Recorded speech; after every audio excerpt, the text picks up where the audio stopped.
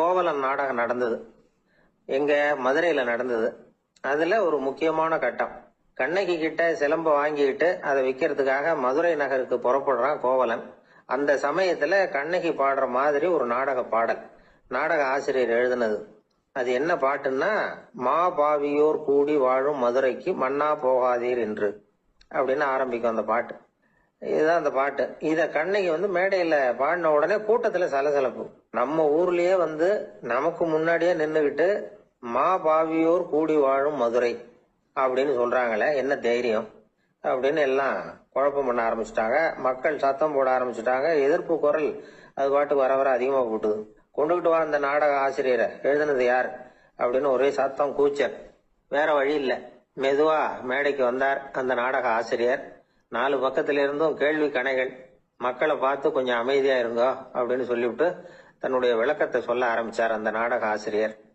மா அப்படின்னு சொன்னா திருமகளாகிய லட்சுமி அப்படின்னு அர்த்தம். பா அப்படின்னா கலைமகளாகிய சரஸ்வதி. வி அப்படின்னா மலைமகளாகிய பார்வதி.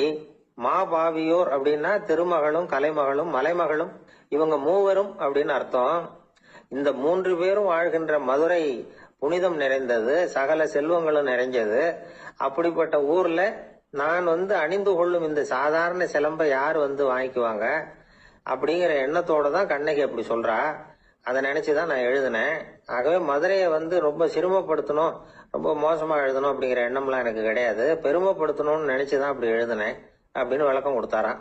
இந்த விளக்கத்தை கேட்டதும் எல்லாரும் ரொம்ப சமாதானம் ஆயிட்டாங்களாம். இப்படி விளக்கம் கொடுத்த அந்த நாடக ஆசிரியர் யார் தெரியுமா? அவர் தான் தமிழ் நாடக உலகின் முதல் ஆசான் சங்கரதாஸ் சுவாமிகள். அவருக்கு நகைச்சுவை உணர்வும் அதிகம். 1920ஆம் ஆண்டு திருநெல்வேலியில அவர் தங்கி இருக்கிறார் நாடகம் நடத்துறதுக்காக.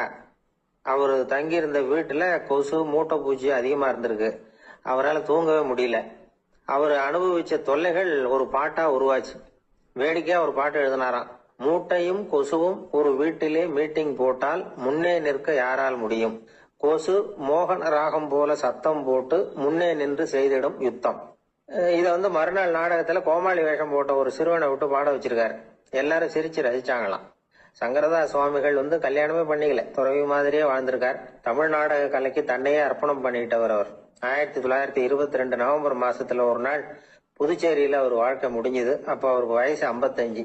சங்கரதாஸ் சுவாமிகள் நாடக ஆசிரியர் மட்டும் இல்ல, மேடை நாடக இயக்குனர், தயாரிப்பாளர். அவரே ஒரு சிறந்த நடிகர். ஒரு தடவை சாவித்திரி நாடகத்துல இவர் யமதர்மனா வேஷம் போட்டு நடிச்சிருக்கிறார். நாடகம் பார்த்துக்கிட்டு இருந்த கருவுற்ற ஒரு பெண்மணிக்கு பயத்தினால அங்கேயே குழந்தை பிறந்துட்டுதான். அந்த நிகழ்ச்சிக்கு அப்புறம் இவர் இந்த வேஷம் போடுறப்பெல்லாம் ஜனங்களுக்கு முன்கூட்டியே எச்சரிக்கை கொடுக்க ஆரம்பிச்சிருவாராம். அதாவது அப்படி யாராவது பயப்படுறவங்க இருந்தா கொஞ்சம் கண்ணை மூடிங்க அல்லது எழுந்திரிச்சு போடுங்கன்னு.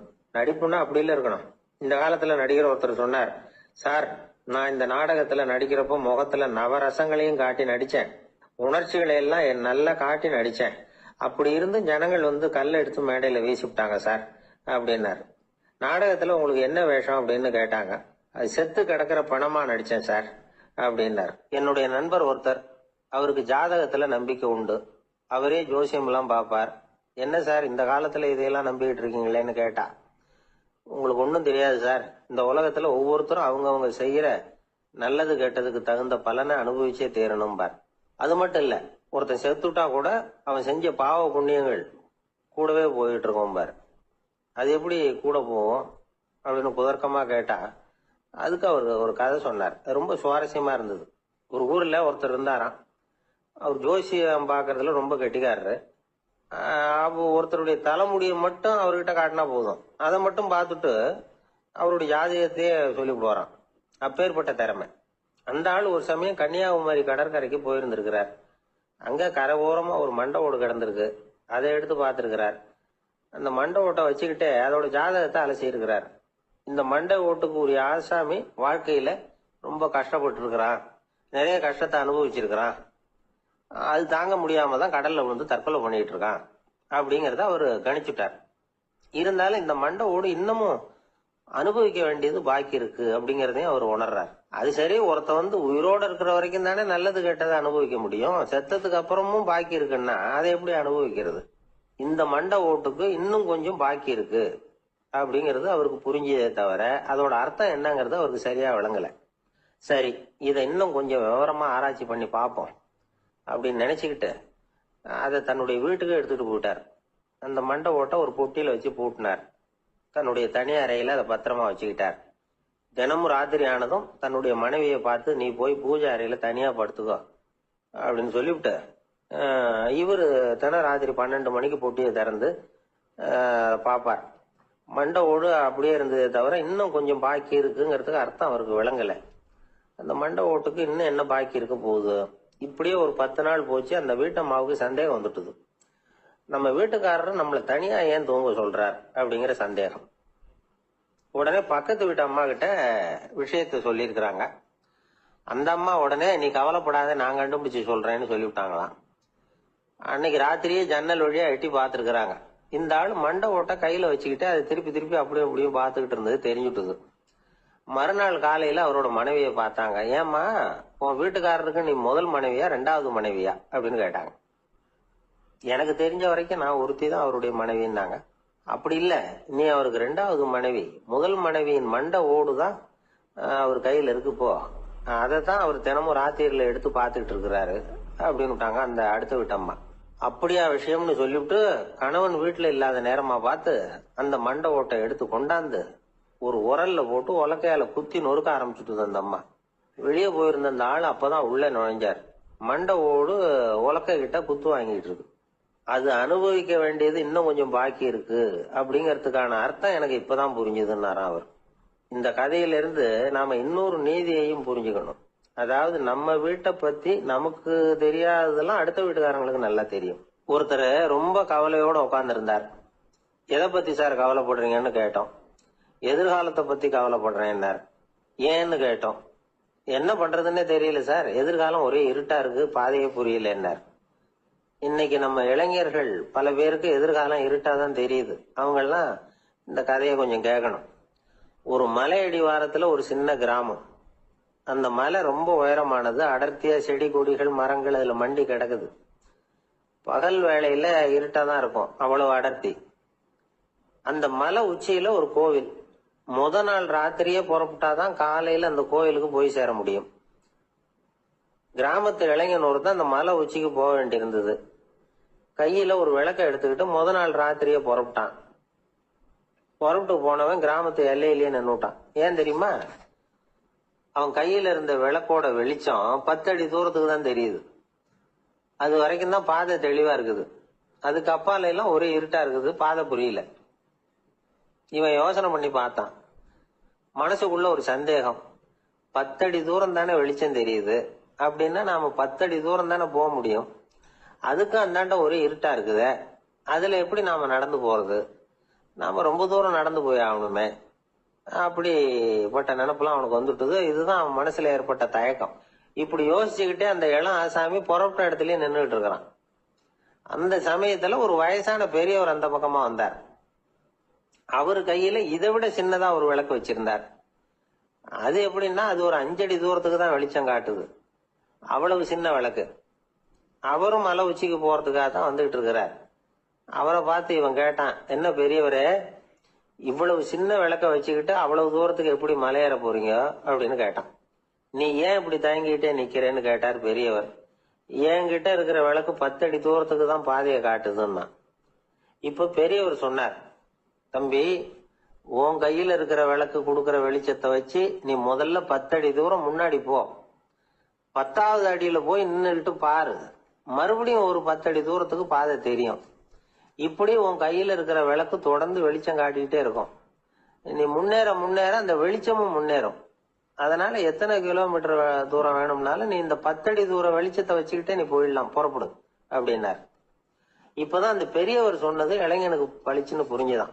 உடனே உற்சாகமா புறப்பட்டான், உச்சிக்கு போய் சேர்ந்தான். இந்த கதையில இருந்து நாம புரிஞ்சுக்க வேண்டியது என்ன தெரியுமா? நீண்ட கால திட்டம் ஒண்ணு போடும் பொழுது நமக்கு முன்னாடி இருக்கிறத மறந்துட்டு மனசை போட்டு குழப்பிக்க கூடாது. உங்க கையில என்ன இருக்கோ அதுலயே உங்க எதிர்காலம் மறைஞ்சிருக்குது. கண் முன்னாடி தெரியறத வச்சு ஆரம்பிங்க, போக போக வழி தானா புலப்படும் அப்படிங்கிறார் ஒரு பெரியவர். பெரிய பயணங்களை எல்லாம் இப்படிதான் நடத்த வேண்டியிருக்கும். ஒவ்வொரு அடியா எடுத்து வச்சா ஓடி போய் சேர்ந்து விடலாம். மலைச்சு போய் நின்றுட்டா நின்றுட்டே இருக்க வேண்டியதுதான். நம்ம ஆள்லாம் ரொம்ப மோசமான இருக்கிறாங்க. ஒருத்தன் அப்படித்தான் நீண்ட தூர பிரயாணம் ஒண்ணு புறப்பட்டான். ரயில் போய்கிட்டே இருந்தது. கொஞ்ச தூரம் போச்சு, பாதி வழியில கையில வச்சிருந்த டிக்கெட்டை காத்துல விட்டுட்டான். ஐயோ, என் டிக்கெட்டு போயிட்டுதே அப்படின்னு கத்த ஆரம்பிச்சுட்டான். பக்கத்துல இருந்த பெரியவர் அவனை பார்த்து பரிதாபப்பட்டு, கவலைப்படாத தம்பி, போனா போகுது, வேற டிக்கெட் வாங்கிக்கலாம் அப்படின்னு ஆறுதல் சொன்னார்.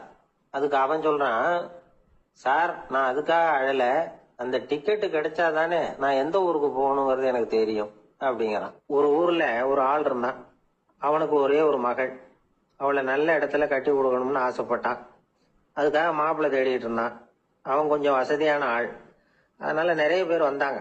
இருந்தாலும் ஒரு நல்ல குணமுள்ள மாப்பிள்ளையா இருக்கணும் அவன் எதிர்பார்த்தான். அப்படி இருக்கணும்னு தொடர்ந்து முயற்சி பண்ணான். கடைசியா ஒரு 3 பேர் கிடைச்சாங்க. அந்த 3 பேர்ல யாரை தேர்ந்தெடுக்கிறது, இதுதான் அவனுக்கு வந்த குழப்பம். இந்த நிலைமையில ஒரு பெரியவரை தேடி போனான். அவர்கிட்ட தன்னுடைய பிரச்சனையை சொன்னான். அவர் கொஞ்சம் யோசனை பண்ணார். அதுக்கப்புறம் 3 பேரையும் கூப்பிட்டார். இத பாருங்கப்பா, உங்க 3 பேருக்கும் 3 மாச கால அவகாசம் தர்றேன். நீங்க இப்ப போகலாம். 3 மாசம் கழிச்சு திரும்பி வரலாம். அப்படி வரும்பொழுது இந்த 3 மாச காலத்துல நீங்க செஞ்ச நல்ல காரியம் ஏதாவது ஒண்ணு சொல்லணும். அதை வச்சு உங்கள ஒருத்தரை நாங்க தேர்ந்தெடுத்துக்கிறோம் அப்படின்னு சொன்னாராம். 3 பேரும் சரின்னு சொல்லிவிட்டு திரும்பி போயிட்டாங்க. 3 மாசம் ஆச்சு. அதுக்கப்புறம் ஒரு நாள் திரும்பி வந்தாங்க. அவர் அவங்கள கூப்பிட்டு உட்கார வச்சார். அப்புறம் கேட்டார், இப்ப சொல்லுங்க, இந்த 3 மாச காலத்துல நீங்க செஞ்சிருக்கிற ஏதாவது ஒரு நல்ல காரியத்தை சொல்லுங்க அப்படின்னார். முதல்ல ஒருத்தன் எழுந்திருச்சு நின்னான். ஐயா, எங்க அப்பா இறந்த பிறகு அவரோட கணக்கு வழக்குகளை எடுத்து பார்த்துக்கிட்டு இருந்தேன். அவர் ஒரு வியாபாரி கிட்ட 10,000 ரூபாய் கடன் வாங்கி இருக்கிறதாக எழுதியிருந்தார். அந்த வியாபாரியும் இப்ப உயிரோட இல்ல. இருந்தாலும் அந்த வியாபாரியோட மகனை தேடி கண்டுபிடிச்சேன். கணக்கு புத்தகத்தை காட்டினேன். உங்க அப்பா கிட்ட 10,000 ரூபாய் கடன் வாங்கி இருக்கிறதாக இதை எழுதியிருக்கிறார். அதனால அதை திருப்பி கொடுக்கறதுக்காக வந்திருக்கிறேன். இந்தாங்க அந்த பணம் அப்படின்னு சொல்லி கொடுத்துட்டு வந்துட்டேன் அப்படின்னு நானும். இத பெரியவர் கவனமா கேட்டுக்கிட்டார். அதுக்கப்புறம் 2வது இளைஞன் எழுந்திருச்சான். ஐயா, நான் போன மாசம் ஒரு நாள் ராத்திரி வேளையில ஒரு காட்டுப்பாதை வழியா எங்க ஊருக்கு போய்கிட்டு இருந்தேன். அந்த சமயத்துல அந்த வழியா வந்துகிட்டு இருந்த ஒரு வழிபோக்கர்கிட்ட 4-5 திருடர்கள் வம்பு வளர்த்து அவர்கிட்ட இருந்த பொருளை எல்லாம் கொள்ளையடிச்சுக்கிட்டு இருந்தாங்க. நான் உடனே ஒரு குச்சியை எடுத்துட்டு ஓடினேன். அந்த திருடர்களை அடிச்சு விரட்டினேன். பொருளை எல்லாம் மீட்டு அந்த வழிபோக்கர்கிட்ட ஒப்படைச்சேன். அவரை பத்திரமா அழைச்சிட்டு போய் அவர் வீட்டுல விட்டுட்டு வந்தேன் அப்படின்னு நானும். இதையும் பெரியவர் கவனமா கேட்டுக்கிட்டார். அடுத்தபடியா 3வது இளைஞன் எழுந்திருச்சான். ஐயா, போன மாசம் ஒரு நாள் நான் ஒரு மலைப்பாதை வழியா போயிட்டு இருந்தேன். மலைப்பாதை விளிம்புல ஒரு மதகு கட்ட, அது மேல ஒரு ஆள் படுத்து தூங்கிட்டு இருந்தான். அந்த பக்கம் தவறி உருண்டு விழுந்திருந்தான்னா அதில் பாதாளம். அது மலையடி வாரத்துல போய் தான் விழணும். அவ்வளவு பள்ளம். அது தெரியாம அவன் பாட்டுக்கு தூங்கிட்டு இருந்தான். நான் உடனே அவன்கிட்ட ஓடி போய் குனிஞ்சு அவன் முகத்தை பார்த்தேன். அப்பதான் புரிஞ்சுது, அவன் ஏற்கனவே எனக்கு தெரியும். அவனை எனக்கு நிறைய கெடுதல் பண்ணிருக்கிறான், இடைஞ்சல் கொடுத்தவன்.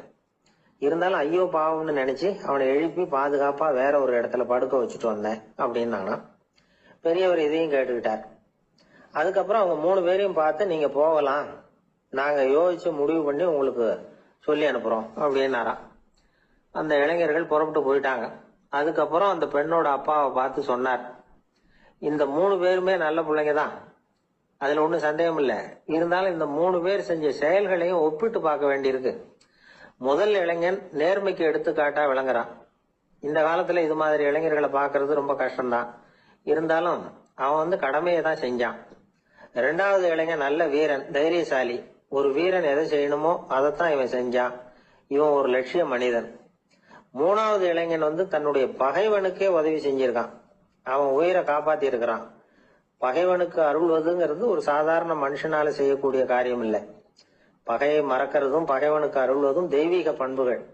அதனால இவனையே உன்னுடைய மகளுக்கு ஏற்ற மாப்பிள்ளையா தேர்ந்தெடுக்கலாம் அப்படின்னு சொன்னாங்களாம். ஒரு நல்ல நாள்ல அவங்களுக்கு திருமணம் நல்ல விதமா நடந்து முடிஞ்சுதான். இது சுவாமி சின்மயானந்தர் சொல்லி இருக்கிற ஒரு கதை. இதுல இருந்து நாம புரிந்து கொள்ள வேண்டிய ஒரு கருத்து, நமக்கு கெடுதல் பண்ணவங்களுக்கும் நாம நல்லது செய்யணும். ஆனா நடைமுறையில அப்படி நம்மளால செய்ய முடியறதில்ல. அதுதான் சிக்கல். நம்மால் ஒருத்தங்கிட்ட கேட்டேன், ஏண்டா உன்னுடைய பகைவன் ஒருத்தன் அது மாதிரி ஒரு மலைப்பாதை மதகு கட்டையில படுத்திருந்தா உடனே நீ என்ன நினைப்ப அப்படின்னு கேட்டோம். இது ஒரு அருமையான சந்தர்ப்பம்னு நினைப்பேன் அப்படின்னா. எதுக்குன்னு கேட்டோம். அவனை அந்த பக்கமா உருட்டி கீழே தள்ளுறதுக்கு அப்படின்னா. ஒரு காடு, அங்க புத்தர் அவர் பாட்டுக்கு நடந்து போய்கிட்டே இருக்கிறார். அவருக்கு பின்னாடி ஒரு குரங்கு, அதுவும் தொடர்ந்து வந்துகிட்டே இருக்குது. புத்தர் திரும்பி பார்த்தார். குரங்கு அப்படியே குதிச்சு உயர எழும்பி ஒரு கிளையில போய் உக்காந்தது. ஏன் இப்படி பண்றேன்னு கேட்டார் புத்தர். என்ன சாதாரணமா நினைக்க வேணாம், நான் மகாமந்தி, என்னால எல்லாம் முடியும், முடியாதுங்கிற வார்த்தையே என்னுடைய அகராதியில கிடையாது, என்ன வேணும்னாலும் செய்வேன் அப்படின்னுது. அப்படின்னா ஒரு பந்தயம் வச்சுக்கலாமான்னாரு இவரு. ஓ வச்சுக்கலாமேன்னுது. வேற ஒண்ணும் இல்ல, இப்ப நீ மேல எழும்பி அந்த கிளையில உட்கார்ந்தது மாதிரி அங்கேருந்து தாவி என் உள்ளங்கையில உட்காரணும், அவ்வளவுதான் அப்படின்னார். அப்படி உட்காந்துட்டா என்ன பரிசு அப்படின்னு கேட்டது அது. சொர்க்கத்துல இருக்கிற மாமன்னன் மரகத சக்கரவர்த்திய என்னோட இருக்கும்படியா கூப்பிட்டுக்கிறேன். அந்த சமயத்துல அவருடைய அரியணை அங்க காலி ஆயிடும், நீ அதுல போய் உட்காந்துக்கலாம். பந்தயத்துல தோத்துட்டா ஒரு கல்ப காலம் இந்த பூமியில வாழ வேண்டியிருக்கும், அதுக்கு பிறகுதான் என்கிட்ட வர முடியும், என்ன சொல்ற அப்படின்னார். குரங்குக்கு தாவறது ஒரு பெரிய காரியமா? இது எனக்கு ரொம்ப சாதாரண விஷயம், என்ன இப்பவே தாவட்டுமா அப்படின்னு சரின்னு சொல்லி உள்ளங்கையை நீட்டினார். அவருடைய கை தாமரை இலை அளவுக்கு அப்படியே விரிஞ்சுது. குரங்கு சௌரியமா உட்கார்றதுக்காக. குரங்கு தாவறதுக்கு தயாராச்சு. அதுக்கு முன்னாடி ஒரு சின்ன யோசனை அதுக்கு. இந்த கிளையிலிருந்து அந்த கைக்கு தாவறது எனக்கு ரொம்ப அற்பமான ஒரு வேலை, இது ரொம்ப சாதாரணம், என்னுடைய கௌரவத்துக்கு இது சரியா இருக்காது. அதனால நான் என்ன பண்ண போறேன்னா, இங்க இருந்து கிளையிலிருந்து அப்படியே உயர எழும்ப போறேன். எழும்பி மேல் உலகம் போய் அங்க ஒரு சுத்தி விட்டு அதுக்கப்புறம் அங்கேருந்து நேரா இந்த கையில உட்கார போறேன் அப்படின்னு நினைச்சது. என்ன யோசிக்கிற அப்படின்னாரு புத்தர். ஒண்ணும் இல்ல, இந்த பாயிரம் பார் அப்படின்னு சொல்லி தாவி உயர போயிட்டுது. கொஞ்ச நேரத்துல வான உலகத்துக்கே போய் சேர்ந்துட்டுது. அங்க போய் பார்த்தா அங்க ஒரு 5 பளிங்கு தூண்கள் இளம் சிவப்பு நிறத்துல நின்றுட்டு இருக்குது. குரங்கு நினைச்சுக்கிட்டது, புத்தர்கிட்ட போய் இந்த பளிங்கு தூண்களை பார்த்தோம்னு சொன்னா அப்படியே திகைச்சு போயிடுவார், இந்த தூண்ல ஏதாவது அடையாளம் செஞ்சுட்டு போகணும் அப்படின்னு அந்த இடத்துல மிதந்துகிட்டே நினைச்சது. உடனே ஒரு தூணில் எழுதிச்சு. என்ன எழுதிச்சுன்னா, ஒரு மகா ஞானி இங்க வந்துட்டு போறார் அப்படின்னு எழுதிச்சு. எழுதிவிட்டு அப்படியே கீழே தாவி புத்தரோட உள்ளங்கையில உட்கார்ந்தது. எப்படி பாத்தீங்களா என்னுடைய வேலை? வான உலகத்துக்கே போய் அங்க இருக்கிற 5 பளிங்கு தூண்களை பார்த்துட்டு அதுல நான் வந்த விவரத்தை எழுதி வச்சுட்டு அதுக்கப்புறம் இங்க வந்திருக்கிறேன் அப்படின்னது ரொம்ப பெருமையா. அப்படியா அப்படின்னாரு புத்தர். ஆமா, சந்தேகமா இருந்தா வாங்க, அழைச்சிட்டு போய் காட்டுறேன் அப்படின்னு அந்த குரங்கு. அதுக்கு தேவையில்லை, அப்படியே கொஞ்சம் கீழே குனிஞ்சு பார் தெரியும் அப்படின்னார் புத்தர். அங்க பார்த்தா புத்தரோட உள்ளங்கை தெரிஞ்சது. நல்லா உத்து பார்த்தது. அவரோட ஒரு விரல்ல அது எழுதிய வாசகம் தெரிஞ்சது. குரங்கு யோசனை பண்ணிச்சு, அப்படின்னா வானத்துல நான் பார்த்தது புத்தரோட விரல்களா அப்படின்னு யோசிச்சுது. இதை புரிஞ்சுக்கிட்ட உடனே அந்த குரங்கோட கர்வம் அழிஞ்சு போச்சான். நம்ம மனசுதான் இந்த குரங்கு. மனம்ங்கிறதும் ஆணவம்ங்கிறதும் ஒரு நாணயத்தின் 2 பக்கங்கள். மனம் உள்ளவரை ஆணவமும் இருக்கும். மனம் அழிஞ்சாதான் ஆணவம் அழியும். மனம் அழிய வேண்டும் அப்படின்னு பெரியவங்க சொல்றது இந்த அர்த்தத்துலதான். நம்ம ஆளுங்க சவால் விடுறதெல்லாம் வேற மாதிரி. ஒருத்தன் ஒரு வாய்க்காலை தாண்டறேன்னு பந்தயம் கட்டி தாண்ட முடியாம வாய்க்காலில் விழுந்து காலை உடைச்சுக்கிட்டு கட்டு போட்டுக்கிட்டு வந்தான். ஏன்டா அப்படின்னு கேட்டாங்க. நான் பந்தயம் கட்டின நேரம் சரியில்லை அப்படின்னா. எப்படிறான்னு கேட்டிருக்காங்க. வாய்க்காலில் தண்ணி இருக்கிற நேரமா பார்த்து பந்தயம் கட்டியிருக்கணும் அப்படின்னானா. ஒரு அம்மா, அவங்களுக்கு 35 வயசு இருக்கும், குடும்பத்துல எந்த கஷ்டமும் இல்லை, இருந்தாலும் காரணம் இல்லாம பிள்ளைங்க பேர்ல கோவப்படுறது, எரிஞ்சு விடுறது அவங்க வழக்கம். பிள்ளைங்க அழும், உடனே அவங்க மனசும் சங்கடப்படும். இன்னொரு அம்மா, நல்ல வேலையில இருக்கிறவங்க, வாரத்துக்கு ஒரு தடவையாவது தலைவலி வந்துடும். இவங்களுக்கெல்லாம் உடம்புல எந்த கோளாறும் இல்லை, மனசு மட்டும் சரியா இருக்காது, தூக்க மாத்திரை கையில வச்சிருப்பாங்க. 30-35 வயசுடைய பெண்களுக்கு சர்வசாதாரணமா காணப்படுகிற மனக்கோளாறு இது. இதுக்கு பேர் மனவாட்டம், டிப்ரெஷன், மனமடிவு அப்படின்னு சொல்லலாம். இந்த நோய்க்கு அறிகுறி என்ன தெரியுமா? மனசுல வருத்தமான உணர்வு இருக்கும், அடிக்கடி அழலாம் போல தோணும். முன்னால எல்லாம் எந்தெந்த செயல்ல ஆர்வம் இருந்ததோ அதெல்லாம் குறைஞ்சிரும், அல்லது சுத்தமாவே ஆர்வம் இல்லாம போயிடும். சில பெண்கள் இளம் வயசுல பக்கத்துல இருக்கிறவங்க கிட்ட கலகலப்பா பேசுவாங்க, வீட்டை அலங்கரிக்கிறதுல ஆர்வம் இருக்கும். இப்போ அதுல எல்லாம் ஆர்வம் இல்லாம போயிடும். எந்த வேலை செஞ்சாலும் சீக்கிரம் களைப்பு அடைஞ்சு விடுறது மாதிரி ஆயிடும். நமக்கு யாருமே உதவியா இல்லை, நம்ம எல்லாரும் கை விட்டுட்டாங்க போல இருக்குதே அப்படிங்கிற உணர்வுலாம் உண்டாகும். தன்னைத்தானே குறை சொல்லிக்குவாங்க, நாம தப்பு பண்ணிவிட்டோம் போல இருக்குதே அப்படின்னு தோணும். குற்றம் பண்ணிட்டதா நினைச்சு கஷ்டப்படுவாங்க. பசி இருக்காது, தூக்கத்துல தொந்தரவு இருக்கும், அடிக்கடி செத்து போடலாங்கிற உணர்வு வரும், தற்கொலை பண்ணிக்கலாங்கிற எண்ணம் உண்டாகும். சில பேர் தற்கொலை முயற்சியில கூட ஈடுபடுவாங்க. சில பேருக்கு பலவிதமான உடல் வலிகள் இருக்கும், பலவீனம் இருக்கும், சீக்கிரமா களைப்படைஞ்சு போடுவாங்க. இதெல்லாம் மனவாட்ட நோய்க்கான தன்மைகள். இந்த மனவாட்டம், அதாவது டிப்ரெஷனை வந்து ரெண்டு வகையா பிரிக்கலாமா. ஒன்று தானா உண்டாக்கிக்கிறது, இன்னொன்று எதிர் விளைவை உண்டு பண்ணுகிற அல்லது நரம்பு சம்பந்தப்பட்ட டிப்ரெஷன். தானா உண்டாக்கிக்கிற மனவாட்ட நோய் இருக்கு பாருங்க, அதுக்கு ஏதாவது சூழ்நிலை காரணமா இருக்கலாம் அல்லது இல்லாமலும் போகலாம். மூளையில வந்து டொபாமைன் அல்லது செரட்டோனின் இதோட அளவு வந்து குறையும் பொழுது இந்த டிப்ரெஷன் உண்டாகுது. இதுக்கு ஓரளவு பிறவி காரணங்கள் கூட இருக்கலாம், குடும்பத்துல வேற சிலருக்கும் வரலாம். பாதிக்கப்பட்ட பெண்ணை வந்து பார்க்கறதுக்கு பலவீனமா தெரியும், கடுமையான குற்ற உணர்வு இருக்கும், தனியா இருக்கிறதுக்கு ஆசைப்படுவாங்க, நடு ராத்திரியில எழுந்திரிச்சு உட்காந்து கஷ்டப்பட்டுக்கிட்டு இருப்பாங்க, கொடூரமான முறையில தற்கொலை பண்ணிக்க முயற்சி பண்ணுவாங்க, தீ வச்சுக்கிறது, அமிலத்தை குடிக்கிறது, தூக்குல தூங்குறது. இப்படி தானா வரவழைச்சிக்கிற மனவாட்ட நோய் வந்து மறையக்கூடிய நோய். ஒரு தடவை வந்தா 3ல இருந்து 6 மாசம் வரைக்கும் நீடிக்கும். இடைப்பட்ட காலங்களில் நோயாளி இயல்பா இருப்பார். எதிர் விளைவை உண்டு பண்ணுகிற அல்லது நரம்பு சம்பந்தப்பட்ட மன வாட்ட நோய் எப்படின்னா, கணவன் மனைவி மாமியார் மருமகள் இப்படிப்பட்ட உறவு முறை பிரச்சனைகள், தோல்விகள், எரிச்சல்கள், ஆபீஸ் பிரச்சனை, இப்படிப்பட்ட சூழ்நிலையால உண்டாகிறது. எல்லாத்துக்கும் மருந்து இருக்கு, மார்க்கம் இருக்குது, கவலைப்பட வேண்டியதில்லை, தைரியமா இருக்கணும். உளவியல் மருத்துவம் இதுக்கு ரொம்ப உபயோகமா இருக்கும். சில பெண்களை பாருங்க, அவங்க எதுக்கும் அலட்டிக்கிறது இல்லை. ஒரு அம்மா அப்படிதான் தன்னுடைய கணவனை அழைச்சிக்கிட்டு ஒரு மனநோய் மருத்துவர்கிட்ட வந்தாங்க. டாக்டர், எங்க வீட்டுக்காரர் திடீர்னு ஒரு மாதிரி ஆயிட்டார், வித்தியாசமா நடந்துகிறார். எப்படின்னா, இவர் தன்னையே ஒரு ஒட்டடை பூச்சியா நினைச்சுக்கிட்டு இருக்கிறார். அப்படி நினைச்சுக்கிட்டு தன்னுடைய தலையாலேயே வீட்டுல உள்ள ஒட்டடையெல்லாம் தொடச்சிக்கிட்டு இருக்கிறார் அப்படின்னாங்க. எவ்வளவு நாளா அப்படி இருக்குதுன்னு கேட்டார் டாக்டர். 1 வாரமா அப்படி இருக்குது அப்படின்னாங்க அந்த அம்மா. அப்படின்னா முன்னாடியே ஏன் அழைச்சிட்டு வரல அப்படின்னு கேட்டார் டாக்டர். வீடு பூரா சுத்தமாகட்டுமேனு பாத்துக்கிட்டு இருந்தேன் டாக்டர் அப்படின்னாங்களாம் அந்த அம்மா. ஒரே ஒரு ஊர்ல ஒரு பாதிரியார் இருந்தார். ரொம்ப நாள் சந்தோஷமா வாழ்ந்தார். ஒரு நாள் அவரு மடத்து சமையல் அறையில பாத்திரங்களை கழுவி துலக்கி சுத்தப்படுத்திக்கிட்டு இருந்தார். அந்த சமயத்துல ஒரு தேவ தூதன் அவர் முன்னாடி வந்து நின்னான். இவர் நிமிர்ந்து பார்த்தார். ஆண்டவர் என்ன வந்து உங்ககிட்ட அனுப்பியிருக்கிறார், பரலோகத்துல வாசம் செய்யறதுக்கு உங்களுக்கு நேரம் வந்துட்டுது அப்படின்னு அந்த ஆள். ஆண்டவருக்கு என்னோட ஞாபகம் வந்ததுக்கு நன்றி. ஆனாலும் இப்போ இங்க நீயே பாரு, எவ்வளவு பாண்டங்கள் பாக்கி இருக்கு, இவ்வளவையும் நான் வந்து சுத்தப்படுத்த வேண்டியிருக்கு. நான் வந்து நன்றி கெட்டவனா இருக்க விரும்பல. இந்த பணியை முடிக்கிற வரைக்கும் என்னுடைய பரலோக வாழ்வை தள்ளி வைக்க முடியுமா, நீ என்ன நினைக்கிற அப்படின்னு கேட்டார். தேவதூதன் தனக்கே உரிய விவேகத்தோட அன்போட பாதிரியார பார்த்தான். சரி, என்ன செய்யலாம்ங்கிறத அப்புறம் சொல்றேன் அப்படின்னு சொல்லிவிட்டு புறப்பட்டு போயிட்டான். ஒரு நாள் அந்த பாதிரியார் தோட்டத்துல உள்ள களைகளை எல்லாம் ஒரு களை கொத்தியால கொத்தி களை எடுத்துக்கிட்டு இருக்கிறார். அந்த சமயத்துல இந்த தேவதூதன் மறுபடியும் அவர் முன்னாடி வந்து நிக்கிறான். பாதிரியார் பார்த்தார். இத பாரு, இந்த தோட்டம் பூராவும் எவ்வளவு களை மண்டி கிடக்கு, பரலோகம் கொஞ்ச காலம் எனக்காக பொறுத்திருக்கலாம்னு நீ நினைக்கிறியா அப்படின்னு கேட்டார். தேவதூதன் சிரிச்சுக்கிட்டே மறுபடியும் மறைஞ்சிட்டான். மறுபடியும் அவர் களை எடுக்கிறது, தானிய கலைஞத்துக்கு வர்ணம் பூசுறது, இப்படிப்பட்ட வேலைகள்ல ஈடுபட்டிருக்கார். இன்னொரு நாள் ஒரு மருத்துவமனையில நோயாளிகளை கவனிச்சுக்கிட்டு ரொம்ப தீவிரமா இருக்கிறார் அந்த பாதிரியார். ஒரு நோயாளியோட தாகத்துக்கு தண்ணீர் கொடுத்துட்டு நிமிர்ந்து பாக்குறப்போ தேவதூதன் மறுபடியும் அவர் முன்னாடி வந்து நிக்கிறான்.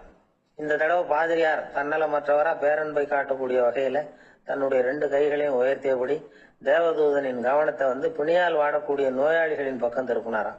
தேவதூதன் ஒன்னும் சொல்லல, மறைஞ்சிட்டான். அன்னைக்கு சாயந்தரம் பாதிரியார் வந்து மடத்துல உள்ள தன்னுடைய அறைக்கு போய் இளைப்பாறினார். யோசிச்சு பார்த்தார். தேவதூதனையும் தேவதூதனின் விருப்பத்தையும் பல நாள் தள்ளி போட்டு வந்ததையும் அவர் ரொம்ப நினைச்சு பார்த்தார். திடீர்னு தான் வந்து முதுமை அடைகிறதையும் சோர்வு அடைகிறதையும் உணர்ந்தார். ஆண்டவரை நினைச்சார். ஆண்டவரே, உம்முடைய தூதனை மறுபடியும் என்கிட்ட அனுப்புனா நான் சந்திக்கிறதுக்கு ஆவலா இருக்கேன் அப்படின்னு சொல்றப்பவே தேவதூதன் பக்கத்துல வந்து நின்னான். பாதிரியார் நிமிர்ந்து பார்த்தார். நீ இப்பவே என்ன அழைச்சிட்டு போக விரும்பினா நான் பரலோகத்துக்கு வர்றதுக்கு தயாரா இருக்கேன்னார். தேவதூதன் அந்த பாதிரியார அன்போடவும் விவேகத்தோடவும் பார்த்து, நீங்க வந்து என் கூட பரலோகத்துக்கு வர்ற தயாரா இருக்கிறதா சொல்றீங்க, ஆனா நீங்க இதுவரைக்கும் வேற எங்க இருந்ததா நினைக்கிறீங்க அப்படின்னா, அப்படின்னா இதுவரைக்கும் இருந்த இடம் தான் பரலோகம், அப்படிங்கிறத உணர்த்தி இருக்கிறான். பரலோகம்னா என்னன்னு புரிஞ்சுக்கிறதுக்கு இந்த சம்பவம் நமக்கு உதவியா இருக்குது. தொண்டு செய்யறதை விட பெரிய செயல் வேற எதுவும் இருக்க முடியாது. அது நம்ம மனசுக்கு கொடுக்கற சுகத்தை வேற எதுவும் கொடுக்க முடியாது. நாம தொண்டு செய்யற இடம் தான் அந்த புண்ணிய இடம். ஆனா இந்த காலத்துல எல்லாம் நாம தொண்டு செய்யணும்னு நினைச்சு ஏதாவது ஆரம்பிச்சா கூட அதை ஒரு மாதிரியா சுத்தி நின்று வேடிக்கை பார்க்க ஆரம்பிச்சிடுறாங்க. ஒரு பெரியவர் அப்படித்தான் ஒரு தொண்டு செஞ்சுக்கிட்டு இருந்தார். ஒரு கோவில் கட்டிக்கிட்டு இருந்தாங்க. அதுல ஒரு இடத்துல ஒரு பலகையை வச்சு ஆணி அடிக்கிற வேலையை செஞ்சுக்கிட்டு இருந்தார் அந்த பெரியவர். ஒரு சின்ன பையன் அதை ரொம்ப ஊக்கமா அக்கறையா கவனிச்சுக்கிட்டு இருந்தான். பெரியவர் இதை கவனிச்சார். என்னப்பா பாக்குற, உனக்கும் இது மாதிரி தொண்டு செய்யணும்னு ஆசையா இருக்கா அப்படின்னு கேட்டார். அதுக்கு அந்த பையன் சொல்றான், அப்படி இல்லைங்க, நீங்க ஆணி அடிக்கிறப்போ கையில சுத்தியால அடிச்சுக்கிட்டா எப்படி துடிப்பீங்க, எப்படி கத்துவீங்கன்னு தெரிஞ்சுக்கிறதுக்காக அதை பார்க்கணும்னு ஆசை, அதுக்காக தான் காத்துக்கிட்டு இருக்கேன்.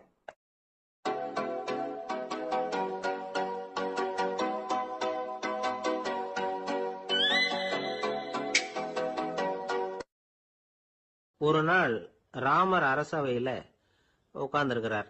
ராமராஜ்யம் நடந்துகிட்டு இருந்த நேரம். அந்த சமயத்துல ஒரு நாய் அரச சபைக்கு வந்துதான். அது தலையில அடிபட்டு ரத்தம். அந்த கோலத்துல அது அங்க வந்தது. எல்லாரும் ஆச்சரியமா அதை பார்த்தாங்க. ராமரும் அந்த நாயை பார்த்தார். நீங்க வந்த காரியம் என்ன, என்ன நடந்தது, எதுவா இருந்தாலும் பயப்படாம சொல்லு அப்படின்னார். உடனே அந்த நாய் மெதுவா சொல்ல ஆரம்பிச்சுதான். ஐயா, நான் தெருவில் போய்கிட்டு இருந்தேன். வழியில ஒருத்தர் வந்தார். அவர் வேத சாஸ்திரம்லாம் படிச்ச பெரியவர். அவர் எந்த காரணமும் இல்லாம அவர் கையில வச்சிருந்த குச்சியால என் தலையில அடிச்சுட்டார். அதுதான் தலையில ரத்தம். இதை நீங்க விசாரிச்சு தகுந்த தீர்ப்பு வழங்கணும் அப்படின்னு தான் அந்த நாய். ராமர் பார்த்தார்.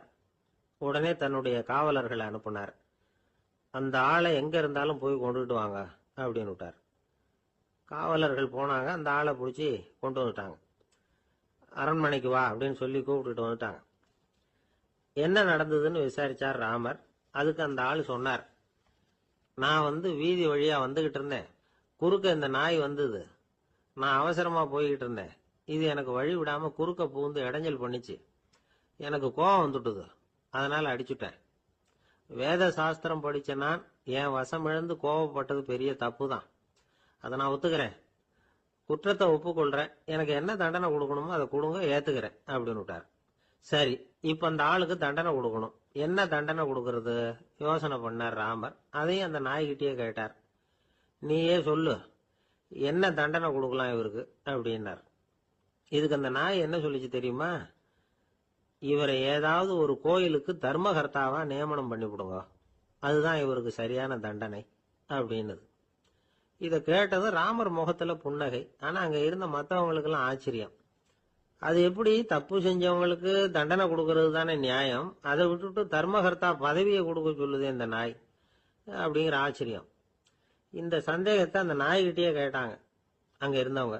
இதுக்கு அந்த நாய் பதில் சொல்லிச்சான். நான் போன பிறவியில ஒரு கோயிலுக்கு தர்மகர்த்தாவா இருந்தேன். எவ்வளவோ கவனமா எச்சரிக்கையா தான் என்னுடைய கடமைகளை எல்லாம் செஞ்சுக்கிட்டு வந்தேன். அப்படி இருந்தாலும் சில சமயங்கள்ல என்னையும் மீறி கோயில் செல்வத்தை நான் அனுபவிக்கிறதுக்கு காரணம் ஆயிட்டேன். ஒரு கோவிலுக்கு தர்மகர்த்தாவா இருக்கிறவங்க எப்படியும் இந்த பாவத்திலிருந்து தப்பிக்கிறது கஷ்டம். அதனாலதான் நான் இந்த பிறவியில நாயா பிறந்து இப்படி கஷ்டப்படுறேன். இதே நிலைமை இந்த ஆளுக்கும் ஏற்படணும் அப்படிங்கிறதுக்காக தான் அவரையும் ஒரு கோயிலுக்கு தர்மகர்த்தாவா நியமிக்கும்படி கேட்டுக்கிட்டேன் அப்படின்னு தான் இந்த நாய். இதுல இருந்து என்ன தெரியுது? எந்த பதவியில நாம இருந்தாலும் நமக்கு தெரியாம கூட அதை தவறா உபயோகப்படுத்த கூடாதுங்கிறத இதுல இருந்து புரிஞ்சுக்கணும். இல்லைன்னா அடுத்த பிறவியில நாயா பிறந்து எங்கேயாவது போய் வாழாட்டிட்டு நிக்க வேண்டியதுதான். கோவில் வாசல்ல 2 நாய் பேசிக்கிட்டு இருந்துதான். போன ஜென்மத்துல நான் மனுஷனாதான் இருந்தேன். ஒரு கோவில் பூசாரி பேச்ச கேட்டுட்டு அவரோட கூட்டு சேர்ந்துக்கிட்டு ஆண்டவன் போட்டிருந்த நகையெல்லாம் அபகரிச்சு என்கிட்ட கொடுத்தாரு அவரு. நான் எடுத்துட்டு வந்துட்டேன். திருடினது அந்த ஆள் தான், எடுத்துக்கிட்டு வந்ததுதான் நான். இருந்தாலும் நான் மட்டும் நாயா பிறந்துட்டேன். இப்ப மட்டும் அந்த பூசாரி என்கிட்ட மாட்டினா கடிச்சு கொதறி விடுவேன் அப்படின்னு தான். அவசரப்பட்டு அப்படி செஞ்சுடாதே. பதிலுக்கு அவரும் உன்னை திருப்பி கடிச்சாலும் கடிச்சிருவார். ஏன்னா அவரும் இப்போ ஒரு நாயா தான் பிறந்திருக்கிறார் அப்படின்னு தான் இன்னொன்னு. அது எப்படி உனக்கு தெரியும்னு தான் இது. நான் தானே அது அப்படின்னு தான் அந்த நாய். கணவன் மனைவி அன்பா இருக்கணும். ஒருத்தர் ஒருத்தர் நல்லா புரிஞ்சுக்கணும். விட்டு கொடுக்குற மனப்பான்மை வேணும். அதுதான் ஒரு நல்ல குடும்பம். இன்னைக்கு பல குடும்பங்கள்ல அர்த்தமில்லாத சண்டைகள் தான் அதிகம். கிராமப்புறங்கள்ல வேடிக்கையா ஒரு கதை சொல்லுவாங்க. ஒரு ஊர்ல ஒரு ஆள் இருந்தான். வேலை வெட்டி இல்லாம சும்மாவே இருந்தான். அவனுக்கு கல்யாணம் பண்ணி வச்சாங்களாம். மனைவி வந்து சேர்ந்தா. சும்மாவே உட்காந்துருக்கிறியே, ஏதாவது சம்பாதிக்கிற வழியை பாரு அப்படின்ட்டு இருக்கா. அதுக்கு தான் யோசனை பண்ணிட்டு இருக்கிறேன். ஒரு அருமையான ஐடியா அப்படின்னு நானா. என்ன அது சொல்லு அப்படின்னு இருக்கா அவ. ஒரு ஆட்டுக்குட்டி வாங்க போறேன்னு இருக்கான். அதை வாங்கி என்ன பண்ண போறேன்னா, அந்த குட்டி வளரும், பெருசாகும், அதுக்கப்புறம் அது நிறைய குட்டி போடும் அப்படின்னு இருக்கான். சரி, அப்புறம் அப்புறம் என்ன, அதையெல்லாம் சந்தையில் கொண்டுட்டு போய் வித்துவிட்டு அந்த காசுக்கு ஒரு எருவு மாடு வாங்கலாம். சரி, அது எதுக்கு? எருவு மாடு நிறைய பால் கொடுக்கும். அதை கொண்டுகிட்டு போய் பால் பண்ணையில் கொடுப்பேன், அல்லது நானே வித்துருவேன். கை நிறைய காசு கிடைக்கும். அதுக்கப்புறம் ஒரு பசுமாடு வாங்குவேன், பாலையும் விற்கலாம், நாமளும் காய் போட்டு சாப்பிடலாம். இப்படிலாம் சொல்லியிருக்கான். அப்போ அந்த பொண்ணு சொல்லிச்சான், அடுத்த தெருவில் இருக்கிற எங்க அம்மா வீட்டுக்கும் கொஞ்சம் பால் கொடுத்து அனுப்பலாம் அப்படின்னு இருக்கா அந்த பொண்ணு. இந்த இடத்துல கணவனுக்கு கோவம் வந்துட்டுது. அது எப்படி உங்க அம்மா வீட்டுக்கு எதுக்கு கொடுக்கணும், அதெல்லாம் முடியாதுன்னு இருக்கான். இந்த இடத்துல சண்டை ஆரம்பமாயிட்டுது. கொஞ்ச நேரத்துல ரெண்டு பேரும் சத்தம் போட ஆரம்பிச்சுட்டாங்க. கடுமையான சண்டை நடக்கிறத பக்கத்து வீட்டுக்காரன் காதுல வாங்கினான். அவன் ஓடியாந்தான். அவனுக்கு தெரியும், வாங்காத மாட்டுக்காக இப்படி சண்டை போட்டுட்டு இருக்கிறாங்கிறது அவனுக்கு புரியும். அவன் ஓடி வந்து சொன்னான், ஏண்டா உன்னோட பசுமாட்டை ஒழுங்கா கட்டி போடக்கூடாதான் இருக்கான். என்னடா சொல்றேன்னா இவன், உன் மாடு என் தோட்டத்துல வந்து மேய்ஞ்சுட்டுது, பயிரெல்லாம் நாசமாயிட்டுது, 10,000 ரூபா அளவுக்கு சேதம், அதை வாங்கிட்டு போறதுக்கு தான் வந்தேன், குடுறா 10,000 நானா. இவன் அரண்டு போயிட்டான். அப்புறம் சொன்னான், டேய் நான் இன்னும் மாடே வாங்கலையே, அதுக்குள்ள அது வந்து எப்படிடா உன் தோட்டத்துல மேயும், என்னடா உளர்றேன்னு இருக்கான். நீ தாண்டா இப்போ உளறிட்டு இருக்க, மாடே வாங்கல, அதுக்குள்ள எப்படிடா வந்து உன்னுடைய மனைவி அவங்க அம்மா வீட்டுக்கு பால் கொடுத்து அனுப்ப முடியும் அப்படின்னு அவன் கேட்டானா. நம்ம ஆளுக்கு இப்பதான் புத்தி வந்துதான். அர்த்தமே இல்லாத சண்டை போட்டுட்டு இருக்கிறோம் அப்படிங்கறத அவன் புரிஞ்சுக்கிட்டானான். இது நம்ம முன்னோர்கள் சொல்லி இருக்கிற ஒரு கதை. சண்டையில தான் அர்த்தம் இல்லையே தவிர கதையில் அர்த்தம் உண்டு. அதாவது இல்லாத விஷயங்களுக்காக சண்டை போட்டுக்கிட்டு இல்லறத்தை வீணாக்கிக்கிட்டு இருக்கிற மனிதர்கள் இன்றைக்கு நிறைய பேர் இருக்கிறாங்க. ஒருத்தன் தன்னுடைய மனைவியை பத்தி மாமனார்கிட்ட புகார் சொன்னானா, மாமா உங்க பொண்ணு அர்த்தமில்லாத சண்டை போடுறா, எதுக்கு எடுத்தாலும் எடுத்தெறிஞ்சு பேசுறா அப்படின்னு இருக்கான். நீ எப்படி மாப்பிள்ள அதை சமாளிக்கிற அப்படின்னு கேட்டிருக்காரு அவரு. அவ எடுத்தெறியறது என் மேல படாம ஒதுங்கி நின்னுக்கிறேன் அப்படின்னு நானா இவன். ஒரு சிகை அலங்கார கூடம், ரொம்ப சுறுசுறுப்பா எல்லாரும் வேலை செஞ்சுட்டு இருக்கிறாங்க. முடிவெட்டிக்க வந்திருக்கிறவங்க நிறைய பேர், எல்லாரும் வரிசையா உட்காந்துருக்கிறாங்க. அந்த சமயத்துல திடீர்னு கதவை திறந்துக்கிட்டு ஒருத்தர் உள்ள வர்றார். அவரு ஒரு பெரிய மனிதர். அவரும் முடிவெட்டிக்கிறதுக்காக தான் உள்ள வந்திருக்கிறார். அவரை பார்த்த உடனே அங்க வரிசையில் உட்காந்துருந்தவங்க எல்லாரும் எழுந்திருச்சு அவர்கிட்ட வந்துட்டாங்க. அவரை சுத்தி நின்றுட்டாங்க. எப்படி இருக்கிறீங்க, நல்லா இருக்கீங்களா அப்படின்னு விசாரிக்க ஆரம்பிச்சுட்டாங்க. எல்லாம் முடிஞ்சதும் வந்தவர் கேட்டார், வரிசையில கடைசியா இருக்கிறவர் யார் அப்படின்னு கேட்டார். ஏன்னு கேட்டாங்க. நான் அதுக்கு அடுத்தபடியா உட்காரணும், அதுக்காக தான் கேட்கறேன் அப்படின்னார்.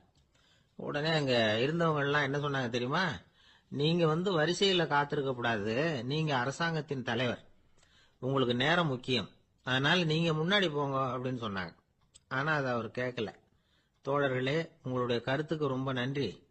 எல்லாரும் வரிசையா தான் வரணும், அதுதான் முறை. வரிசையில வரணுங்கிற நடைமுறையை நானும் பின்பற்ற விரும்புறேன்.